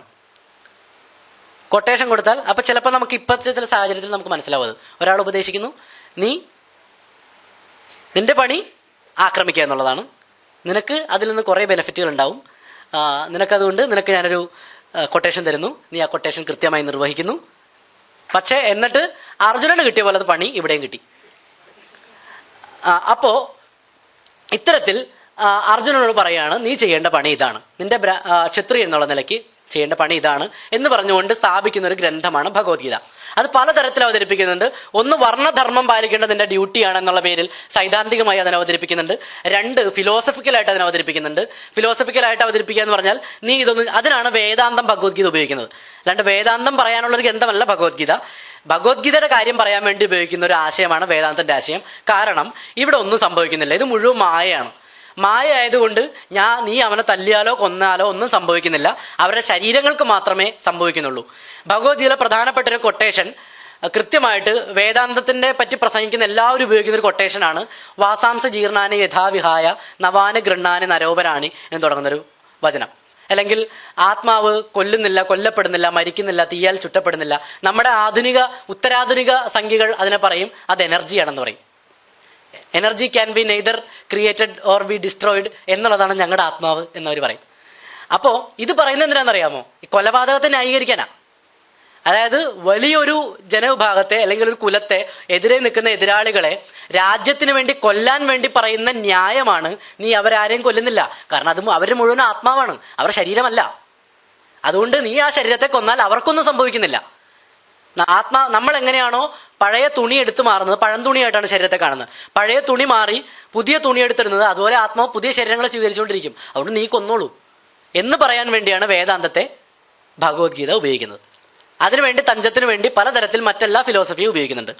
ഇനി മൂന്നാമത്തെ ഒരു കാര്യം, കൃഷ്ണൻ പരമാത്മാവായി വലിയ ദൈവമായി ഉയർന്നിട്ട് അർജുനോട് പറയുന്നു, അർജുന ഇത് ചെയ്യൂ എന്നുള്ളത് ആജ്ഞയാണ്. ഇതെല്ലാം പറഞ്ഞ് അർജുനെ ബോധ്യപ്പെടുത്തി കഴിഞ്ഞിട്ട് അവസാനം പറയും, ഞാൻ നിന്നോട് പറഞ്ഞു നിനക്ക് ഇഷ്ടമുണ്ടെങ്കിൽ ചെയ്താൽ മതി കേട്ടോ എന്ന് പറയും. ഇതെല്ലാം പറഞ്ഞ് ബോധ്യപ്പെടുത്തി അർജുനൻ കരഞ്ഞ് കൃഷ്ണന്റെ സമക്ഷം വീണ് കഴിഞ്ഞതിന് ശേഷമാണ്, ഇതൊക്കെയാണ് ശരി, ഇത് ചെയ്താലും നിനക്ക് സ്വർഗം കിട്ടും, ഇത് ചെയ്താലും രാജ്യം കിട്ടും, അവരെ കൊല്ലണോണ്ട് യാതൊരു കുഴപ്പമില്ല, ഞാൻ ദൈവമാണ്, ദൈവം പറഞ്ഞാൽ കേൾക്കണം, പക്ഷെ നിനക്ക് ഇഷ്ടമുണ്ടെങ്കിൽ ചെയ്താൽ മതി എന്ന് പറഞ്ഞിട്ട് അവസാനം ഈ ശ്ലോകം എടുത്തുകൊണ്ട് ഭഗവത്ഗീത ക്രിട്ടിക്കൽ തിങ്കിങ്ങിന്റെ പ്രധാനപ്പെട്ട ഉദാഹരണമാണ് എന്ന് പഠിപ്പിക്കുന്ന സ്ഥലങ്ങൾ വരെ ഉണ്ട്. യഥേച്ഛസി തഥാ ഗുരു എന്നാണ് പറയുന്നത്. അതായത് ഗൂഢമായ ഈ വിദ്യ ഞാൻ നിനക്ക് ഉപദേശിച്ചു തന്നു, ഇനി വിമർശിത ദശേഷേണ യഥേച്ഛസി തഥാ ഗുരു, വിമർശിച്ച് പഠിച്ച് നീ ഇഷ്ടമുള്ളത് ചെയ്യും. ഇതാണ് ക്രിട്ടിക്കൽ തിങ്കിങ്ങിന്റെ ഭാരതീയ മാതൃക. അപ്പോൾ ക്രിട്ടിക്കൽ തിങ്കിങ്ങും ഭാരതത്തിൽ നിന്ന് ഉത്ഭവിച്ചതാണ് എന്ന് പറയാൻ വേണ്ടി ഉപയോഗിക്കുന്നത് ഭഗവത്ഗീതയിലെ ശ്ലോകമാണ്. അപ്പോൾ അത്തരത്തിൽ ജാതിയെ സ്ഥാപിക്കുന്നത് ഇത്തരത്തിലാണ്. ഈ ജാതിയെ സ്ഥാപിക്കുന്ന ഈ ഭഗവത്ഗീത എന്ന ഗ്രന്ഥം ആദ്യം രാവിലെ വന്ന് കൃഷ്ണൻ ചൊല്ലി തുടങ്ങിയല്ലോ. കൃഷ്ണൻ ചൊല്ലി തുടങ്ങിയപ്പോൾ നമ്മൾ സ്ഥിരം പറയാറുള്ള ഒരു തമാശയാണ്. അതായത് രാവിലെ വന്നിട്ട് ഭഗവത്ഗീത കൃഷ്ണൻ അർജുനന് ചൊല്ലിക്കൊടുത്ത് തുടങ്ങുന്നു. അർജുനൻ ആ ശ്ലോകം കേട്ട്, ഭഗവത്ഗീതയിലെ ഒരു ശ്ലോകം കേട്ട് അർജുനൻ മനസ്സിലാക്കാൻ 1 മിനിറ്റ് എടുക്കുന്നു എന്ന് വെക്കുക. ഭഗവത്ഗീത മുഴുവൻ ചൊല്ലിത്തീരാൻ 13 മണിക്കൂറുകൾ എടുക്കും. രാവിലെ 7 മണിക്ക് ഭഗവത്ഗീത ചൊല്ലിത്തീർന്നാൽ രാത്രി 8 മണിയായാലേ ഭഗവത്ഗീത ചൊല്ലിത്തീരും. സന്ധ്യയ്ക്ക് മുമ്പ് യുദ്ധം നിർത്തേം വേണം. അപ്പൊ ചിലപ്പോൾ 2ാമത്തെ ദിവസം ചൊല്ലി കാണും ബാക്കി. അപ്പോ അതുകൊണ്ട് 1ാമത്തെ ദിവസത്തെ യുദ്ധത്തിന്റെ കഥയുണ്ട്, അതെവിടെ നടക്കുന്നതെന്ന് മനസ്സിലാവുന്നില്ല. കാരണം 2 യുദ്ധത്തിന്റെയും സൈന്യത്തിന്റെ നടുക്ക് വന്നിട്ടാണ് ഈ ചങ്ങായിമാർ എന്ന കഥ പറയുന്നത്. അപ്പോ ഇതിന്റെ 2ന്റെ നടുക്ക് കൊണ്ട് നിർത്താൻ അർജുനൻ ആവശ്യപ്പെടുന്നത്, എന്നിട്ടാണ് ഇത് മുഴുവൻ വീക്ഷിക്കുന്നത്. അപ്പൊ ഇവരെവിടെ കിടന്ന് യുദ്ധം ചെയ്യും? അതിന്റെ യുദ്ധം ചെയ്യാനുള്ള ആളുകളുടെ അവകാശത്തെ അവരോടൊപ്പം എന്നുള്ള ഒരു ഇതെങ്കിലും അർജുനനും കൃഷ്ണനും നോക്കണമായിരുന്നു എനിക്ക് തോന്നുന്നത്. അപ്പോൾ അങ്ങനെ നിന്നിട്ട് ഭഗവത്ഗീത ചൊല്ലിക്കെടുക്കുകയാണ്. അപ്പോൾ അവസാനം അർജുനൻ അതിന് തയ്യാറാവുകയും യുദ്ധം ചെയ്യുന്നു എന്നുള്ളതാണ് കഥ.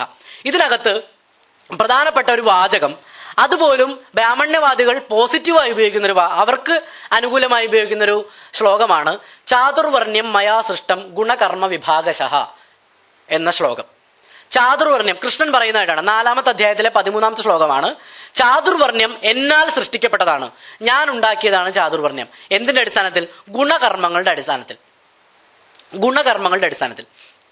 എന്താണ് ഈ ഗുണകർമ്മം എന്നുള്ളത് വളരെ മനോഹരമായി നമുക്ക് വ്യാഖ്യാനിച്ചു തരുന്നത് ശങ്കരാചാര്യർ എന്ന് പറയുന്ന ലോക സമാധാനത്തിന്റെ ബ്രാൻഡ് അംബാസഡറാണ്.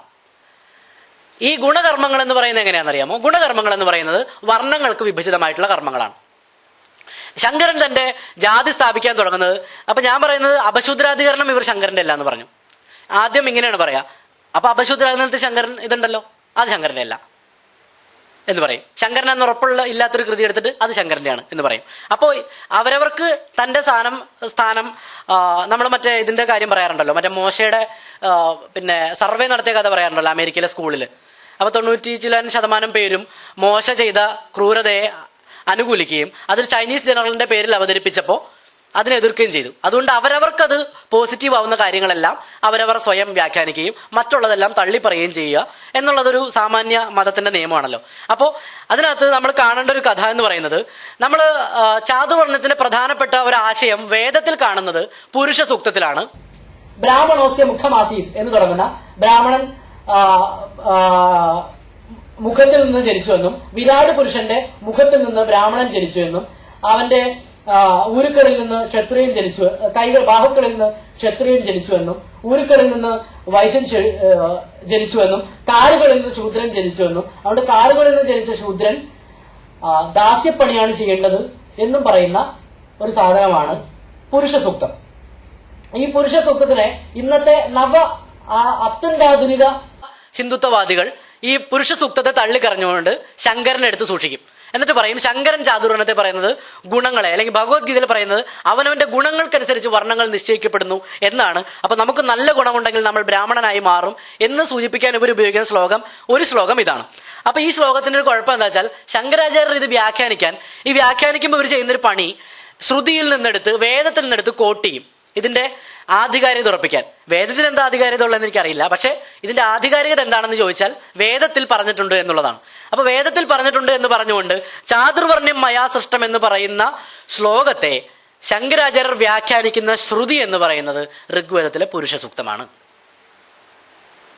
ബ്രാഹ്മണോസ്യ മുഖമാസീത് ഇത്യാദി ശ്രുതേഹേ എന്ന് ഭഗവത്ഗീതയിലെ 4-ാമത്തെ അധ്യായത്തിന്റെ 13-ാമത്തെ ശ്ലോകം വ്യാഖ്യാനിക്കുമ്പോൾ അതിന് ഉപോത്ബലകമായി ശങ്കരാചാര്യർ പറയുന്ന ശ്രുതി എന്ന് പറയുന്നത് പുരുഷ സൂക്തമാണ്. അതുകൊണ്ട് പുരുഷ സൂക്തത്തെ തള്ളി ശങ്കരനെ പിടിക്കുന്നവർക്ക് 2 വഞ്ചിയിൽ കാലുവെച്ച് നിൽക്കാൻ പറ്റില്ല. ശങ്കരൻ പുരുഷ സൂക്തത്തെ അനുകൂലിക്കുന്നുണ്ട്.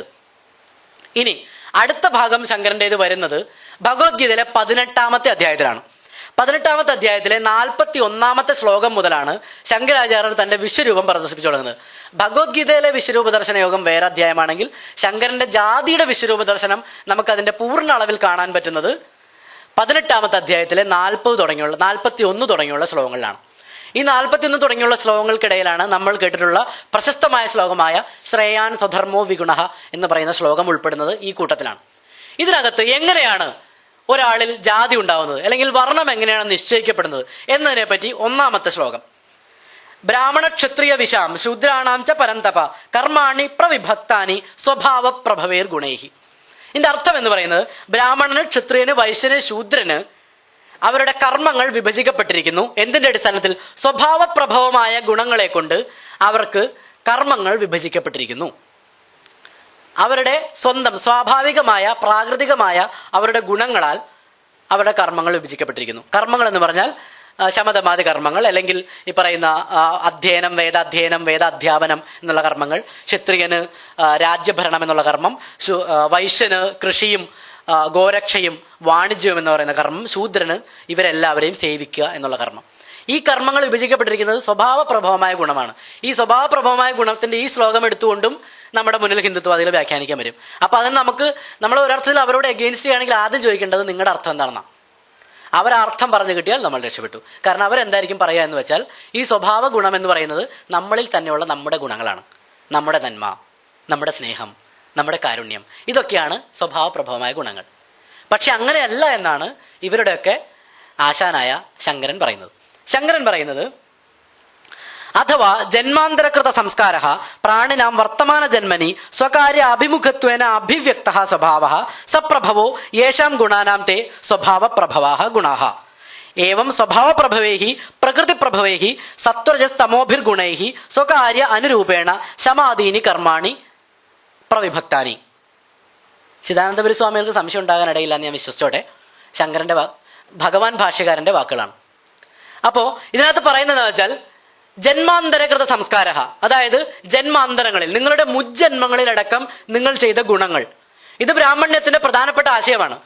ശൂദ്രരടക്കം വിശ്വസിക്കുന്നത് തങ്ങൾ ഈ ജന്മത്തിൽ അവരുടെ ദാസ്യപ്പണി ചെയ്യുന്നത്, അവരുടെ വേലപ്പണി ചെയ്യുന്നത്, അവരുടെ ഇടങ്ങളിൽ കൃഷി മാത്രം ചെയ്ത്, അല്ലെങ്കിൽ അവരുടെ പാട്ടത്തിനടുത്ത് അവരുടെ തൊഴിലുകളിൽ അവരുടെ കലപ്പകൾ ചുമലിലേന്തിക്കൊണ്ട്, അവരുടെ ചാട്ടവാറടി ഏറ്റുകൊണ്ട്, മൃഗങ്ങൾ ചെയ്യേണ്ട ജോലി പോലും തങ്ങൾ ചെയ്തുകൊണ്ട്, മൃഗങ്ങൾക്ക് നടക്കാവുന്ന, പട്ടിക്കും പൂച്ചയ്ക്കും നടക്കാവുന്ന വഴികളിൽ തങ്ങൾക്ക് നടക്കാനാവാതെ, അവരുടെ ദൈവങ്ങളെ തൊഴാനാവാതെ, അവർ പറയുന്നത് മുഴുവനെ ഏൽക്കേണ്ടി വന്നുകൊണ്ട്, അവരുടെ പീഡനങ്ങൾ ഏറ്റ് ഇങ്ങനെ ജീവിക്കേണ്ടി വരുന്നത് തങ്ങൾ മുജ്ജന്മങ്ങളിൽ ചെയ്ത കർമ്മത്തിന്റെ ഫലമാണ്. അതാണ് കർമ്മസിദ്ധാന്തം, കർമ്മഫലത്തിന്റെ സിദ്ധാന്തം. കാരണം ഈ ജന്മത്തിലെ കർമ്മത്തിന്റെ ഫലം നമുക്ക് നേരിട്ട് കാണാൻ പറ്റില്ല. അപ്പൊ അതുകൊണ്ട് മുജ്ജന്മങ്ങളിൽ ഇവൻ ചെയ്ത കർമ്മത്തിന്റെ ഫലമായിട്ടാണ് ഒരാൾ ബ്രാഹ്മണനാവുന്നതും ഒരാൾ ശൂദ്രനാവുന്നതും. അത് ഈ ജന്മത്തിൽ തീരുമാനിക്കപ്പെടുന്ന കാര്യമല്ല, മുജ്ജന്മങ്ങളിൽ തീരുമാനിക്കപ്പെടുന്ന കാര്യമാണ്. അതുകൊണ്ട് തന്നെ ജന്മനാവ് തീരുമാനിക്കപ്പെട്ടിട്ടുണ്ട്. ജന്മാന്തരകൃത സംസ്കാര പ്രാണികളുടെ, ജീവികളുടെ മുജ്ജന്മങ്ങളിൽ അവർ ചെയ്ത കർമ്മങ്ങളുടെ സംസ്കാരത്തിന്റെ ഭാഗമായി വർത്തമാന ജന്മനി, അങ്ങനെ അവർക്ക് വർത്തമാന ജന്മത്തിൽ കിട്ടുന്ന ഗുണങ്ങളാണ് ഇത്. ഈ പറയുന്ന സത്വരജസ്തമോ ഗുണങ്ങൾ കോമ്പിനേഷൻ. കഴിഞ്ഞ ജന്മത്തിൽ നിങ്ങൾ ദോഷം ചെയ്തിട്ടുണ്ടെങ്കിൽ ഈ ജന്മത്തിൽ നിങ്ങൾക്ക് ജനിക്കുമ്പോഴേ കിട്ടുക, അല്ലാതെ നിങ്ങൾ ഈ ജന്മത്തിൽ ആർജിച്ചെടുക്കുന്നതല്ല. ഈ ജന്മത്തിൽ, വർത്തമാന ജന്മത്തിൽ കഴിഞ്ഞ ജന്മത്തിന്റെ ബാക്കി പത്രമായി നിങ്ങൾക്ക് കിട്ടുന്ന ബോണസാണത്. അപ്പൊ അതുകൊണ്ട് അത് നമുക്ക് തീരുമാനിക്കാൻ പറ്റില്ല. അതുകൊണ്ട് തന്നെ വർണ്ണം മാറാനും പറ്റില്ല. ബ്രാഹ്മണനായിട്ട് ജനിക്കുന്നുവെങ്കിൽ അത് ആ ജന്മത്തിന്റെ പ്രത്യേകതയാണ്, ജന്മനാലാണ്, അല്ലാതെ കർമ്മത്താലല്ല. ഇനി ഈ കർമ്മങ്ങൾ, ഈ ഗുണങ്ങൾ ജന്മത്താൽ വിഭജിക്കപ്പെടുന്നു. ആ വിഭജിക്കപ്പെട്ട ഗുണങ്ങളുടെ അടിസ്ഥാനത്തിൽ നിങ്ങൾക്ക് കർമ്മങ്ങൾ വിഭജിക്കപ്പെടുന്നു. അല്ലാതെ കർമ്മം ചെയ്യുന്നവൻ ബ്രാഹ്മണനാണെന്നല്ല ഇവിടെ സിദ്ധാന്തം. പഠിപ്പിക്കുന്നവൻ ബ്രാഹ്മണനെന്നും അങ്ങനെയുള്ള സ്ഥിരമായിട്ട് നമ്മൾ കേൾക്കുന്നത്. പഠിപ്പിക്കുന്നവൻ ബ്രാഹ്മണൻ, അതായത് ഇന്ന കർമ്മം ചെയ്യുന്നവൻ ഇന്ന വർണ്ണത്തിൽ, അങ്ങനെയല്ല. ഇന്ന വർണ്ണത്തിൽ ജനിച്ചതുകൊണ്ട് ഇന്ന കർമ്മം. ബ്രാഹ്മണ വർണ്ണത്തിൽ ജനിച്ചതുകൊണ്ട്, ബ്രാഹ്മണ വർണ്ണത്തിൽ വെറുതെ ജനിച്ചല്ല, അച്ഛൻ്റെ അമ്മയുടെയും പോലും കാര്യമല്ല. അവർ ആ ബ്രാഹ്മണന്റെയും ഒരു 2 ബ്രാഹ്മണ ദമ്പതികളുടെ മകനായിട്ട് അല്ലെങ്കിൽ മകളായിട്ട് അവർ ജനിക്കുന്നത് കഴിഞ്ഞ ജന്മത്തിലെ അവരുടെ ചെയ്ത പുണ്യം കൊണ്ടാണ്. അപ്പോൾ ആ പുണ്യം കൊണ്ട് അവർ ഈ ജന്മത്തിൽ ബ്രാഹ്മണ ദമ്പതികളുടെ മകനായി ജനിക്കും, അല്ലെങ്കിൽ മകളായി ജനിക്കും. മകളുടെ കാര്യം പരാമർശിക്കേണ്ട കാര്യമില്ല, കാരണം മകൾക്ക് ഈ പറഞ്ഞ അധികാരങ്ങളൊന്നും ഇല്ലാത്തതുകൊണ്ട് മകനായി ജനിക്കുന്നു. ആ മകന് ഈ കർമ്മങ്ങൾ വിഭജിക്കപ്പെട്ടിരുന്നു. ആ കർമ്മങ്ങൾ അവൻ ചെറുപ്പത്തിൽ തുടങ്ങി ചെയ്തു തുടങ്ങുന്നു. അവൻ ചെറുപ്പത്തിൽ തുടങ്ങി വേദം പഠിച്ചു തുടങ്ങുന്നു, അവൻ ഉപനനം ചെയ്യുന്നു, അവൻ ജാതകർമ്മം ചെയ്യുന്നു, എല്ലാം ചെയ്യുന്നു. അപ്പൊ അത്തരത്തിൽ വിഭജിക്കപ്പെട്ട. ഇനി ഇതേ ശ്ലോകത്തിൽ തന്നെയാണ് ശങ്കരന്റെ ക്ലാസിക്കായ സ്റ്റേറ്റ്മെന്റ്. നമ്മൾ അപശൂദ്രാധികരണം ശങ്കരന്റെ അല്ല എന്ന് പറയുന്ന പ്രിയപ്പെട്ട ഹിന്ദു സഹോദരന്മാർ ശ്രദ്ധിക്കേണ്ട ഒരു വാചകം, ശൂദ്രാണാം അസമാസകരണം ഏകജാതിത്വേ സതി വേദ അനധികാരാത് എന്നാണ്. ശൂദ്രാണാം, അതിനെ ചുരുക്കി പറഞ്ഞാൽ ശൂദ്രാണാം വേദ അനധികാരാത് എന്ന് പറഞ്ഞാൽ ശൂദ്രന്മാർക്ക് വേദത്തിൽ അധികാരമില്ലാത്തത് കൊണ്ട് എന്ന് പറഞ്ഞുകൊണ്ടാണ് ഈ ശ്ലോകത്തിന്റെ വ്യാഖ്യാനം ആരംഭിക്കുന്നത്. അതിന്റെ അവസാനമാണ് എന്താണ് ഈ ശൂദ്രനും ബ്രാഹ്മണനും എന്ന് പറയുന്നത്. അപ്പൊ അതുകൊണ്ട് ശങ്കരാചാര്യരുടെ പ്രകാരം ഇതുവരെ ഇത് ആരും തള്ളി പറഞ്ഞിട്ടില്ല ശങ്കരന്റെ അല്ലാന്ന്. നമ്മൾ കുറെ നാളത് പറഞ്ഞു കഴിയുമ്പോൾ അവർ ചരിത്രപരമായ കണ്ടെത്തലുമായി വരും, ഇതും ശങ്കരന്റെ അല്ല എന്നവർ പറയും. അപ്പൊ അതുകൊണ്ട് അത് കഴിഞ്ഞിട്ട് പറയാനുള്ള സാധനങ്ങൾ നമ്മൾ നേരത്തെ ഇങ്ങനെ കണ്ടുപിടിച്ച് വെച്ചുകൊണ്ടേയിരിക്കണം. നമുക്കിത് പുതുക്കിക്കൊണ്ടേ ഇരിക്കേണ്ടി വരും, ഒരുപാടുണ്ട് കിട്ടും. അപ്പോ അതുകൊണ്ട് ഇനി പറയുന്നത് ശമാദീനി കർമാണി പ്രവിഭക്താനി ബ്രാഹ്മണാദീനാം. ബ്രാഹ്മണാദികൾക്ക് ഈ ശമാദി കർമ്മങ്ങൾ വിഭജിക്കപ്പെട്ടിരിക്കുകയാണ്. അത് ഇത്തരത്തിലുള്ള മുജ്ജന്മത്തിന്റെ ഫലമായിട്ടാണ്. ആ അത്തരത്തിൽ പെട്ടിട്ടുള്ള വരുന്ന ശൂദ്രന്മാർക്ക് വേദത്തിന്റെ അധികാരമില്ല എന്ന് പരോക്ഷമായിട്ടല്ല പ്രത്യക്ഷമായിട്ട് ശങ്കരൻ ഈ ശ്ലോകത്തിൽ പറയുന്നുണ്ട്. ഇനി അതിന്റെ അടുത്ത ശ്ലോകങ്ങൾ മുഴുവനും, അടുത്ത മൂന്ന് ശ്ലോകങ്ങൾ സ്വഭാവജം എന്ന് പറഞ്ഞിട്ടാണ് അവസാനിക്കുന്നത്. നമ്മൾ നേരത്തെ പറഞ്ഞില്ലേ സ്വഭാവ പ്രഭവമായ ഗുണങ്ങൾ എന്ന് പറഞ്ഞില്ലേ. ഈ സ്വഭാവജം എന്ന വാക്ക് വെച്ചിട്ടാണ് എന്തൊക്കെയാണ് ഈ പറയുന്ന സ്വഭാവജമായ ഗുണങ്ങൾ കിട്ടിയിട്ടുള്ള മറ്റു വർണ്ണങ്ങളുടെ ജോലികൾ എന്തൊക്കെയാണ്. ജോലികൾ ഇതൊക്കെയാണ്: ശമോദമസ് തപശൗചം ക്ഷാന്തിരാർജവമേവച ജ്ഞാനം വിജ്ഞാനമാസ്തിക്യം ബ്രഹ്മകർമ്മ സ്വഭാവജം. അതായത് ബ്രാഹ്മണന്റെ സ്വഭാവജമായ കർമ്മം. സ്വഭാവജം എന്താണെന്ന് നമ്മൾ പറഞ്ഞല്ലോ, മുജ്ജന്മം, ഈ ജന്മം, അങ്ങനെ കിട്ടുന്ന ആ സ്വഭാവജം. ആ സ്വഭാവജമായ കർമ്മം എന്താണ്? ശമമുണ്ട്, ദമമുണ്ട്, ശൗചമുണ്ട്, ശൗചം എന്ന് പറഞ്ഞാൽ നമുക്കറിയാലോ, ശൗചം എന്ന് പറഞ്ഞാൽ ശൗചകർമ്മം, അതുപോലും ബ്രാഹ്മണന്റെ കർമ്മമാണ്. ബാക്കിയുള്ളവർക്ക് കഴുകാൻ പോലും പാടില്ല എന്ന് എനിക്കറിയില്ല.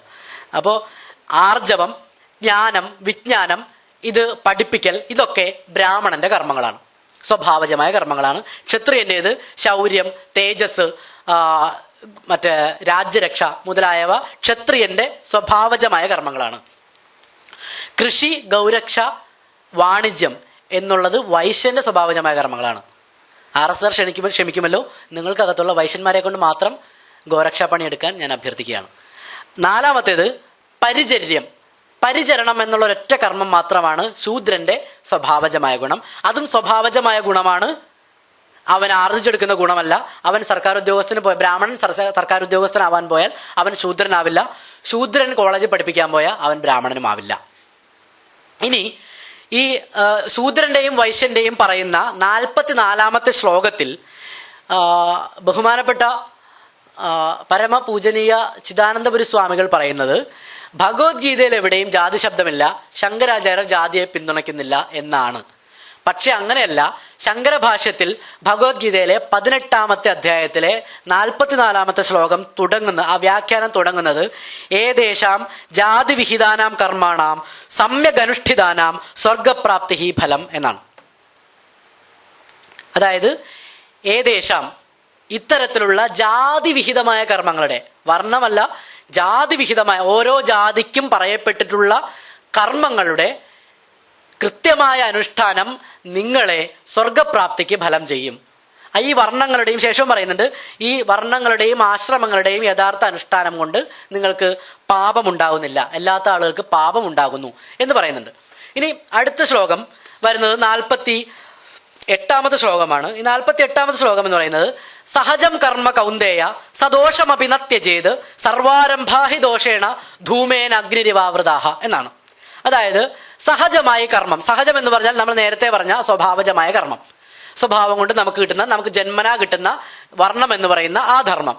ഈ ധർമ്മം ദോഷമുള്ളതാണെങ്കിൽ പോലും നീ ഉപേക്ഷിക്കാൻ പാടില്ല. നിങ്ങൾക്ക് ചെയ്യാൻ, തോട്ടിപ്പണി ചെയ്യാൻ ഇഷ്ടമില്ലെങ്കിലും നിങ്ങൾ ആ തോട്ടിപ്പണി ചെയ്യണം.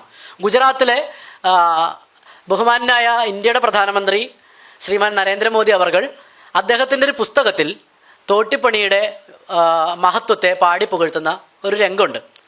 സത്യത്തിൽ അത് കണ്ട് എൻ്റെ കണ്ണ് നിറഞ്ഞുപോയി. കാരണം തോട്ടിപ്പണി എന്ന് പറയുന്ന അവർക്ക് ഈശ്വരനാൽ നൽകപ്പെട്ട വരദാനം എത്രമാത്രം ഭാഗ്യമാണ് അവരുടെ സമുദായത്തിന് ചെയ്തത് എന്നോർത്ത് സത്യത്തിൽ എൻ്റെ കണ്ണുകൾ നിറഞ്ഞുപോയി. അപ്പോൾ അത് യഥാർത്ഥത്തിൽ ഭഗവത്ഗീതയിൽ നിന്നും മനുസ്മൃതിയിൽ നിന്നും തുടങ്ങുന്ന ഒരു ആശയമാണ്.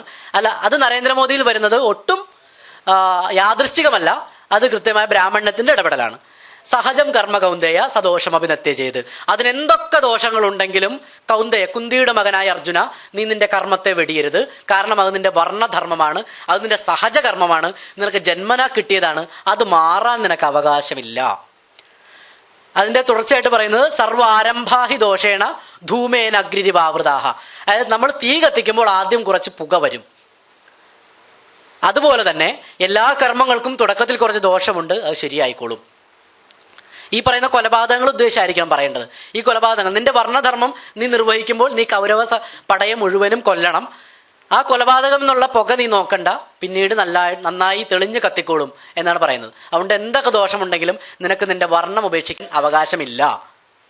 ഇനി ശ്രേയാൻ സ്വധർമ്മോ വിഗുണഃ പരധർമാത് സ്വനുഷ്ഠിതാത് സ്വഭാവ നിയതം കർമ്മ കുർവന്നാപ്നോതി കിൽബിഷം.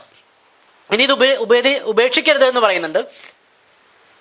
ഉപേക്ഷിച്ചാൽ എന്താ കുഴപ്പം? ശ്രേയാൻ സ്വധർമ്മോ വിഗുണഃ, ഗുണമില്ലെങ്കിൽ പോലും സ്വന്തം ധർമ്മമാണ് ശ്രേയസ്കരമായിട്ടുള്ളത് ഒരുവന്. ഈ ധർമ്മം എന്ന് പറയുന്നത് വർണ്ണധർമ്മം. ബ്രാഹ്മണന്റെ ധർമ്മം, ശൂദ്രന്റെ ധർമ്മം. ഭഗവത്ഗീത അടക്കമുള്ള ഗ്രന്ഥങ്ങൾ ധർമ്മം എന്ന് പ്രയോഗിക്കുന്നത് വർണ്ണധർമ്മത്തെയാണ്.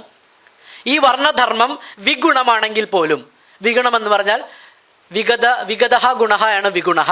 അതായത് ഗുണം നഷ്ടപ്പെട്ടത്, ഒരു ഗുണവുമില്ലാത്തത്, മോശമാണെങ്കിൽ പോലും നിന്റെ ധർമ്മമാണ് ശ്രേയസ്കരമായിട്ടുള്ളത്. നീ ചെയ്യുന്നത് ഒരു ബ്രാഹ്മണന്റെ ദാസ്യപ്പണിയാണെങ്കിൽ പോലും, നീ ചെയ്യേണ്ടത് അവന്റെ 64 അടി മാറി നിൽക്കലാണെങ്കിൽ പോലും, നീ ചെയ്യേണ്ടത് അവന്റെ കാളകളെ, അല്ലെങ്കിൽ അവന്റെ കാളകൾക്ക് പകരം കലപ്പകൾ നിന്റെ ചുമലിലേറ്റിക്കൊണ്ട് പോകുന്നതാണെങ്കിൽ, നീ ചെയ്യേണ്ടത് ഇന്നും നോർത്ത് ഇന്ത്യയിൽ നടക്കുന്ന നീ വിവാഹം കഴിച്ചു കൊണ്ടുവരുന്ന പെൺകുട്ടി നാട്ടിലെ ജന്മിയുടെയോ അല്ലെങ്കിൽ നാട്ടിലെ ബ്രാഹ്മണ പ്രമുഖന്റെയോ വീട്ടിൽ കൊണ്ടുപോയി ആക്കി അദ്ദേഹത്തിന്റെ ലൈംഗിക ആവശ്യങ്ങളെല്ലാം പൂർത്തിയാക്കി നിനക്ക് കൊണ്ടു തരുന്നുണ്ടെങ്കിൽ അതും നിന്റെ ധർമ്മമാണ്, അത് നിന്റെ വർണ്ണധർമ്മമാണ്. ആ വർണ്ണധർമ്മം എത്ര മോശമുള്ളതാണെന്ന് നിനക്ക് തോന്നിയാലും അതാണ് നിനക്ക് ശ്രേയസ്കരമായിട്ടുള്ളത്. മറ്റുള്ളവന്റെ ധർമ്മം നീ അനുഷ്ഠിച്ചാൽ നിനക്ക് സംഭവിക്കുന്നത് പാപമാണ്. നീ പാപത്തിലെത്തപ്പെടും, നീ പാപം ചെയ്യും. അതുമൂലം നിന്റെ മറ്റു ജന്മങ്ങളിൽ പുനർജന്മങ്ങളിൽ നിനക്ക് ദോഷമുണ്ടാകും. നീ സ്വർഗപ്രാപ്തി നിനക്ക് കിട്ടില്ല. നീ വീണ്ടും വീണ്ടും ജന്മങ്ങൾ നരകിച്ചുകൊണ്ട് ഈ കർമ്മഫലം അനുഭവിച്ചുകൊണ്ട് ഏറ്റവും വലിയ പാപമായ നിന്റെ വർണ്ണത്തിന്റെ ധർമ്മം അനുഷ്ഠിക്കായിക മൂലം നീ വലിയ പാപത്തിൽ ചെന്നുപെടും എന്ന് ഭഗവത്ഗീതയും അതിനെ ശരിവെച്ചുകൊണ്ട് വളരെ കൃത്യമായി സ്വഭാവ കർമ്മങ്ങൾ എന്താണ് എന്ന് വ്യാഖ്യാനിച്ചുകൊണ്ട് ശങ്കരാചാര്യരും ജാതിയെ സ്ഥാപിക്കുന്നു. ഇത്തരത്തിൽ ശങ്കരാചാര്യരുടെ 2 ഭാഷ്യങ്ങളിലൂടെ ശങ്കരാചാര്യർ എന്തുകൊണ്ടൊക്കെയാണ് ഒരാളുടെ ജന്മന ഒരാൾക്ക് വർണ്ണം കിട്ടുന്നതെന്നും ആ കിട്ടുന്ന വർണ്ണം അവന്റെ മുജ്ജന്മത്തിലെ ഫലങ്ങളാണെന്നും ആ ഫലങ്ങൾ കൊണ്ട് അവന് ജന്മത്തിൽ തന്നെ അവന്റെ വർണ്ണത്തെ നിർണ്ണയിക്കുന്ന ഗുണങ്ങൾ കിട്ടുന്നുവെന്നും ആ ഗുണങ്ങൾ കൊണ്ട് അവന് കർമ്മങ്ങൾ നിശ്ചയിക്കപ്പെട്ടിരിക്കുന്നുവെന്നും അത് മാത്രമല്ല ആ കർമ്മങ്ങൾ ഈശ്വര നിശ്ചിതമാണെന്നും ആ കർമ്മങ്ങൾ മാറാൻ നിനക്ക് അവകാശമില്ലെന്നും നിനക്ക് കിട്ടിയിട്ടുള്ള വർണ്ണധർമ്മം അല്ലെങ്കിൽ കർമ്മം എന്ന് പറയുന്നത് മോശമാണെങ്കിലും അതാണ് ശ്രേയസ്കരമെന്നും അത് മാറിയാൽ നീ പാപത്തിൽ ചെന്നുവിടുമെന്നും ആ പാപത്തിലൂടെ നിന്റെ വരും ജന്മങ്ങൾ മുഴുവൻ നശിക്കുമെന്നും പറഞ്ഞ് പഠിപ്പിച്ചിട്ടാണ് അവസാനം അർജുനനോട് നിനക്ക് ഇഷ്ടമുണ്ടെങ്കിൽ ചെയ്താൽ മതി എന്ന് പറയുന്നത്. അപ്പോൾ ഇത്തരത്തിൽ എല്ലാ തരത്തിലും വർണ്ണധർമ്മത്തിന് ഒരു തരത്തിലുള്ള പഴുതും അവശേഷിപ്പിക്കാതെ ഈ ബ്രഹ്മ സിദ്ധാന്തം കൊണ്ട് അദ്വൈത സിദ്ധാന്തം കൊണ്ട് ചാതുർവർണ്ണ സിദ്ധാന്തത്തെ അരക്കിട്ടുറപ്പിക്കാൻ ശങ്കരാചാര്യർ ചെയ്ത വലിയ പ്രയത്നം ആണ് പിന്നീടുള്ള ബ്രാഹ്മണ മതത്തിന് കരുത്തായത്. പിന്നീട് വന്ന രാജ്യങ്ങൾ, പിന്നീട് വന്ന സൈദ്ധാന്തികർ ഒക്കെ ഏറ്റെടുത്തത് ശങ്കരന്റെ ധാരയ്ക്കാണ് പിന്നീട് കിട്ടിയ വലിയ സ്വീകാര്യത കിട്ടിയത്. ഇന്നും പോൾ ഡോയ്സൺ എന്ന് പറയുന്ന ഇന്ത്യൻ ഫിലോസഫിയെ പറ്റി പഠിക്കാമെന്ന ആൾ വേദാന്തത്തെ പറ്റി പറഞ്ഞിട്ടുള്ളത് ഇന്ത്യയുടെ വിജ്ഞാന ശാഖയിൽ വിരിഞ്ഞ പുഷ്പങ്ങളാണ് വേദാന്തം, അതിൻ്റെ രുചിയുള്ള ഫലങ്ങളാണ് അദ്വൈതം എന്നാണ്. അത്തരത്തിൽ ഇവിടെ കാണാൻ വന്നിട്ടുള്ള ഓറിയന്റലിസ്റ്റിലായിട്ടുള്ള പല ആൾക്കാർക്കും തോന്നിയത് വേദാന്തം എന്ന് പറയുന്നത്, അദ്വൈതം എന്ന് പറയുന്നത്, ശങ്കരാചാര്യൻ എന്ന് പറയുന്നത്, ഭഗവത്ഗീത എന്ന് പറയുന്നത് മഹത്തായ എന്തോ സംഭവമാണെന്നും ഒക്കെയാണ്. ഈ സാധനം നമ്മൾ ഇന്നും പറഞ്ഞു പഠിപ്പിക്കുന്നു. ഇന്നും തങ്ങൾ ജാതി അനുഷ്ഠിക്കുന്നില്ല എന്ന് പറയപ്പെടുന്ന ആൾക്കാർ നിലനിൽക്കുന്ന ആശ്രമങ്ങളിൽ പോലും, രാമകൃഷ്ണ മഠങ്ങൾ അടക്കമുള്ള ആശ്രമങ്ങളിൽ പോലും ശങ്കരനെ തള്ളിപ്പറയാനോ ശങ്കരന്റെ അദ്വൈത സിദ്ധാന്തത്തിനകത്ത് ജാതിയെ ചൂണ്ടിക്കാണിച്ചാൽ അത് തിരുത്തപ്പെടാനോ അവർ തയ്യാറാവില്ല. ശങ്കരനെ തള്ളിപ്പറയാൻ ഒരു ഘട്ടത്തിലും, ശങ്കരന്റെ ഇത് മാത്രം ശരിയല്ല എന്ന് പറയാൻ ഒരു ഘട്ടത്തിലും അവർ തയ്യാറാവില്ല. ശങ്കരന്റെ എന്ന് മാത്രമല്ല, ശങ്കരന് ശേഷമുള്ള മുഴുവൻ ആചാര്യന്മാരുടേതും. ഇനി ശങ്കരന് ശേഷം ഒരാൾ പോലും ശങ്കരന്റെ ശിഷ്യ പരമ്പരയിൽ ബ്രാഹ്മണനല്ലാതെ വന്നിട്ടില്ല. ഇന്നും ശങ്കരമഠങ്ങളിൽ നമ്മൾ പറഞ്ഞ കാര്യമാണ്, ശങ്കരമഠങ്ങളിൽ ഇന്നും മറ്റൊരു വർണ്ണത്തിൽപ്പെട്ട ആൾക്ക് പഠിക്കാൻ അഡ്മിഷൻ കിട്ടില്ല. കാലടിയിലടക്കമുള്ള ശൃംഗേരിയുടെ ഉപവിഭാഗങ്ങളിൽ ബ്രാഹ്മണല്ലാത്തവർക്ക് പഠിക്കാൻ സാധിക്കില്ല. നേരത്തെ പറഞ്ഞ അപശൂദ്രാധികരണം എന്ന് പറയുന്ന ബ്രഹ്മസൂത്രത്തിലെ ശൂദ്രൻ പഠിക്കാൻ പാടില്ല എന്ന് പറയുന്ന ഭാഗം, ആ ഭാഗത്തെ വ്യാഖ്യാനിച്ചിട്ടുള്ള പിന്നീട് ശങ്കര ഭാഷ്യം ചെയ്ത ഭാഷ്യങ്ങളിലെല്ലാം ശങ്കരനെ ശരിവെക്കുകയും അതിനെ കൂടുതൽ മനോഹരമായി വ്യാഖ്യാനിക്കുകയുമാണ് ചെയ്തത്. ശങ്കരന് ശേഷം വന്ന ഭാമതീകാരൻ ശങ്കരഭാഷ്യത്തിന്റെ, ബ്രഹ്മസൂത്രം ശങ്കരഭാഷ്യത്തിന്റെ ഏറ്റവും ഓതന്റിക്കായ വ്യാഖ്യാനം എന്നറിയപ്പെടുന്നത് വാചസ്പതി മിശ്രൻ തയ്യാറാക്കിയ ഭാമതി എന്ന് പറയുന്ന പേരിലുള്ള ഭാഷ്യമാണ്. ഈ ഭാമതി എന്ന് പറയുന്നത് ശങ്കരന്റെ കാലത്തിന് തൊട്ടടുത്ത നൂറ്റാണ്ടിൽ 50-60 വർഷങ്ങളിൽ ഒക്കെ എഴുതപ്പെട്ട, ശങ്കരൻ 8-ാം നൂറ്റാണ്ടിലും 9-ാം നൂറ്റാണ്ടിലുമായിട്ടാണ് ജീവിച്ചതെങ്കിൽ 9-ാം നൂറ്റാണ്ടിന്റെ അവസാനം തന്നെ ജീവിച്ച വാചസ്പതി മിശ്രൻ തയ്യാറാക്കിയ ഭാമതിയിൽ, ശങ്കരന് തൊട്ടടുത്ത കാലത്ത് വരുന്ന ഭാമതിയിൽ അപശൂദ്രാധികരണത്തെ വളരെ വിശദമായി വ്യാഖ്യാനിക്കുകയും ശങ്കരൻ പറഞ്ഞതിനൊക്കെ കൂടുതൽ വ്യക്തമായ പോയിന്റുകളോടുകൂടി അയാൾ വ്യാഖ്യാനിക്കുകയും ചെയ്തിട്ടുണ്ട്. ഭാമതികാരൻ എന്ന ഓതന്റിക്കായ ശങ്കര ഭാഷ്യകാരനടക്കം ഒരു ശങ്കര ശിഷ്യന്മാർക്കും ഇന്ന് വരെ നിലവിലുള്ള ഈ 4 ശങ്കര മഠങ്ങളിലെ ഒരാചാര്യന്മാർക്കും ഇന്നുവരെ ഇന്ത്യയിൽ തുടർന്ന ഒരു ശങ്കരാചാര്യന്മാർക്കും ഒരാൾക്കും ശങ്കരനാണ് അപശൂദ്രാധികരണം അടക്കമുള്ള ശൂദ്രവിരുദ്ധ കാര്യങ്ങൾ എഴുതിയത് എന്ന കാര്യത്തിൽ സംശയമുണ്ടായിരുന്നില്ല. എല്ലാവർക്കും അത് ഉറപ്പായിരുന്നു. ഒരർത്ഥത്തിൽ ആധുനികത കടന്നു വരുന്നത് ഇതിന്റെ പ്രധാനപ്പെട്ട ഒരു വഴിത്തിരിവാണ്. കൊളോണിയൽ ആധുനികതയുടെ വരവിന് ശേഷം ഈ പറയുന്ന തുല്യതയുടെ ആശയങ്ങൾ നമ്മുടെ ഇടയിലേക്ക് കടന്നു വരികയും ജനാധിപത്യം പോലുള്ള ആശയങ്ങൾ കടന്നു വരികയും ആ അവസരത്തിൽ സ്വയം നിൽക്കാനുള്ള മെക്കാനിസം എന്നുള്ള നിലയ്ക്ക് മതം സ്വന്തം രൂപങ്ങൾ സ്വീകരിക്കുന്നത് പോലെ മുൻപ് ശാസ്ത്രത്തെ തള്ളി പറഞ്ഞിരുന്ന ആളുകൾ ഞങ്ങളുടെ ഈ ശാസ്ത്രങ്ങളെല്ലാം ഞങ്ങളുടെ മതത്തിലുണ്ട് എന്ന് പറയാൻ തുടങ്ങുന്നത് പോലെ മതം സ്വയം കണ്ടെത്തുന്ന ഒരുതരം മെക്കാനിസമാണിത്. ഇത് ജനാധിപത്യം, മതേതരത്വം, മൂല്യം, ഇനി നമ്മൾ ഭാവിയിൽ എന്തെങ്കിലും തരത്തിലുള്ള സ്വതന്ത്ര ചിന്ത, യുക്തിചിന്ത, ഇനി മറ്റേ ഇത് ഹെയ്സൻബർഗിന്റെ അൺസർട്ടനിറ്റി പ്രിൻസിപ്പിൾ, അല്ലെങ്കിൽ ഐൻസ്റ്റീൻ്റെ സാമാന്യാപേക്ഷിത സിദ്ധാന്തം, മറ്റേ തിയറി ഓഫ് എനർജി കൺസർവേഷൻ അടക്കമുള്ള മുഴുവൻ സിദ്ധാന്തങ്ങളും തങ്ങളുടെ ഗ്രന്ഥത്തിലുണ്ടെന്ന് അവർ പറയും. അങ്ങനെ പറഞ്ഞാൽ മാത്രമേ ഇത്തരത്തിൽ ആധുനിക വിദ്യാഭ്യാസം നേടുന്ന ഒരു സമൂഹത്തിന് ആ സമൂഹത്തിനകത്ത് നിലനിൽക്കുന്ന ഭൂരിപക്ഷം ജനതയെ ഇവരുടെ കള്ളക്കഥ പറഞ്ഞ് വിശ്വസിപ്പിക്കാൻ പറ്റൂ. അപ്പൊ അത്തരത്തിൽ അതിനനുസരിച്ച് രൂപം മാറാൻ എന്നും തയ്യാറായിട്ടുള്ള ഒരു സിദ്ധാന്തമാണ്. അതുകൊണ്ട് തന്നെ ഈ അടുത്ത കാലം വരെ അവർ സമ്മതിച്ചിരുന്നില്ല ശൂദ്രന് വേദം പഠിക്കാൻ അധികാരമുണ്ട് എന്ന്. അവർ സമ്മതിച്ചിരുന്നത് ശങ്കരനാണത് മുഴുവനും എഴുതിയത് എന്നാണ്. ഇനി ശങ്കരസ്മൃതിയുടെ കാര്യം പറഞ്ഞാൽ പോലും ശങ്കരസ്മൃതി എന്ന് പറയുന്ന ഗ്രന്ഥം അനുസരിച്ചിട്ടാണ് കേരളത്തിൽ ജാതി വിവേചനത്തിന്റെ ക്രൂരമായ ശിക്ഷകൾ നടപ്പാക്കിയിരുന്നത്. മനുസ്മൃതി അനുശാസിക്കുന്ന ശിക്ഷകളെക്കാൾ ക്രൂരമായി കേരളത്തിലെ ശിക്ഷകൾ നിലനിന്നു. കേരളത്തിലെ അയിത്ത സമ്പ്രദായം കുറച്ചുകൂടി സങ്കീർണമായിരുന്നു. അത് ഓരോ ജാതിക്കും ഉപജാതികൾക്കും അടക്കം അത് അകന്നു നിൽക്കാനുള്ള അടിക്കണക്കുകൾ വരെ എഴുതപ്പെട്ട അത് ശങ്കരസ്മൃതി പോലുള്ള ഗ്രന്ഥങ്ങളിലൂടെയാണ്. ഈ ശങ്കരസ്മൃതി എഴുതിയത് ശങ്കരാചാര്യരാണ് എന്നുള്ളൊരു വാദമുണ്ട്. ആ വാദത്തെ കൃത്യമായി സ്ഥാപിച്ചുറപ്പിക്കുന്നത് ഇടതുപക്ഷമോ അല്ലെങ്കിൽ യുക്തിചിന്തകരോ ഒന്നുമല്ല, അത് കൊടുങ്ങല്ലൂർ കുഞ്ഞിക്കുട്ടൻ തമ്പുരാനാണ്. ശങ്കരസ്മൃതി ആദ്യമായി കേരളത്തിൽ അച്ചടിച്ച് പ്രസിദ്ധം ചെയ്തപ്പോൾ അതിന് അവതാരിക തയ്യാറാക്കിയത് കൊടുങ്ങല്ലൂർ കുഞ്ഞിക്കുട്ടൻ തമ്പുരാനാണ്. കുഞ്ഞിക്കുട്ടൻ തമ്പുരാൻ അടിവരയിട്ട് ആ അത്യധികം ആത്മവിശ്വാസത്തോടെ പറയുകയാണ് ശങ്കര ഭഗവത്പാദരാണ് ശങ്കരസ്മൃതി എഴുതിയത് എന്ന് വളരെ കൃത്യമായി സ്ഥാപിക്കുന്നത് കൊടുങ്ങല്ലൂർ കുഞ്ഞിക്കുട്ടൻ തമ്പുരാനാണ്. അപ്പോൾ അവർക്ക് അതിൻ്റെ ഉറപ്പ് വരാൻ കാരണം എന്താണെന്ന് വെച്ചാൽ നമുക്കതിൽ ഉറപ്പില്ല, കാരണം അതിന് ചരിത്രപരമായ തെളിവുകളില്ല. പക്ഷേ നമുക്കതിൽ ഉറപ്പ് വരാനുള്ള കാരണം അദ്ദേഹത്തിന് അതിൽ ഉറപ്പ് വരാനുള്ള കാരണം ഇതൊക്കെയാണ് ശങ്കരാചാര്യരുടെ ആശയം. അതുകൊണ്ട് ശങ്കരാചാര്യർ ഇങ്ങനെ പറയാൻ സാധ്യതയുണ്ട് എന്ന് അദ്ദേഹത്തിന് ഉറപ്പുള്ളത് കൊണ്ടും ഈ ബ്രാഹ്മണ്യ സിദ്ധാന്തം, ചാതുർവർണ്ണ സിദ്ധാന്തം, അതിന്റെ പേരിൽ നിലനിൽക്കുന്ന ജാതി വിവേചനങ്ങളുടെയും ഈ വലിയ സങ്കീർണമായ ജാതിഘടനയുടെയും ലോകം തന്നെയാണ് നാളെയും നിലനിൽക്കേണ്ടത് എന്ന അദ്ദേഹത്തിന്റെ ഉറപ്പ്, അദ്ദേഹത്തിന്റെ വിശ്വാസം അദ്ദേഹം സ്വയം അരക്കിട്ടുറപ്പിക്കുകയായിരുന്നു ആ അവതാരികയിലൂടെ. അത്തരത്തിൽ ഒരർത്ഥത്തിൽ ഇന്ത്യയിലെ ജാതി ചരിത്രത്തിന്റെ, ഇന്ത്യയുടെ ചാതുർവർണ്ണ ചരിത്രത്തിന്റെ, ഇന്ത്യയുടെ ബ്രാഹ്മണ്യ ചരിത്രത്തിന്റെ, ഇന്ത്യയുടെ ഹിന്ദുത്വ ചരിത്രത്തിന്റെ നാഴികക്കല്ലായി വിശേഷിപ്പിക്കാവുന്ന ഒരാളാണ് ശങ്കരാചാര്യർ. ആ ശങ്കരാചാര്യരാണ് ഹിന്ദുമതം എന്ന് പറയുന്ന സാധനം എന്ന് തന്നെ വിളിക്കണം. അതിൽ ഹിന്ദുമതം എന്നൊരു മതമേ ഇല്ലല്ലോ എന്ന് നാരായണ ഗുരു പറയുന്നത് ഹിന്ദുമതത്തിന്റെ ആ ഘടന കൊണ്ടാണ്. ആ സാധനത്തിന് സൈദ്ധാന്തികമായ അടിത്തറ കൊടുക്കുകയും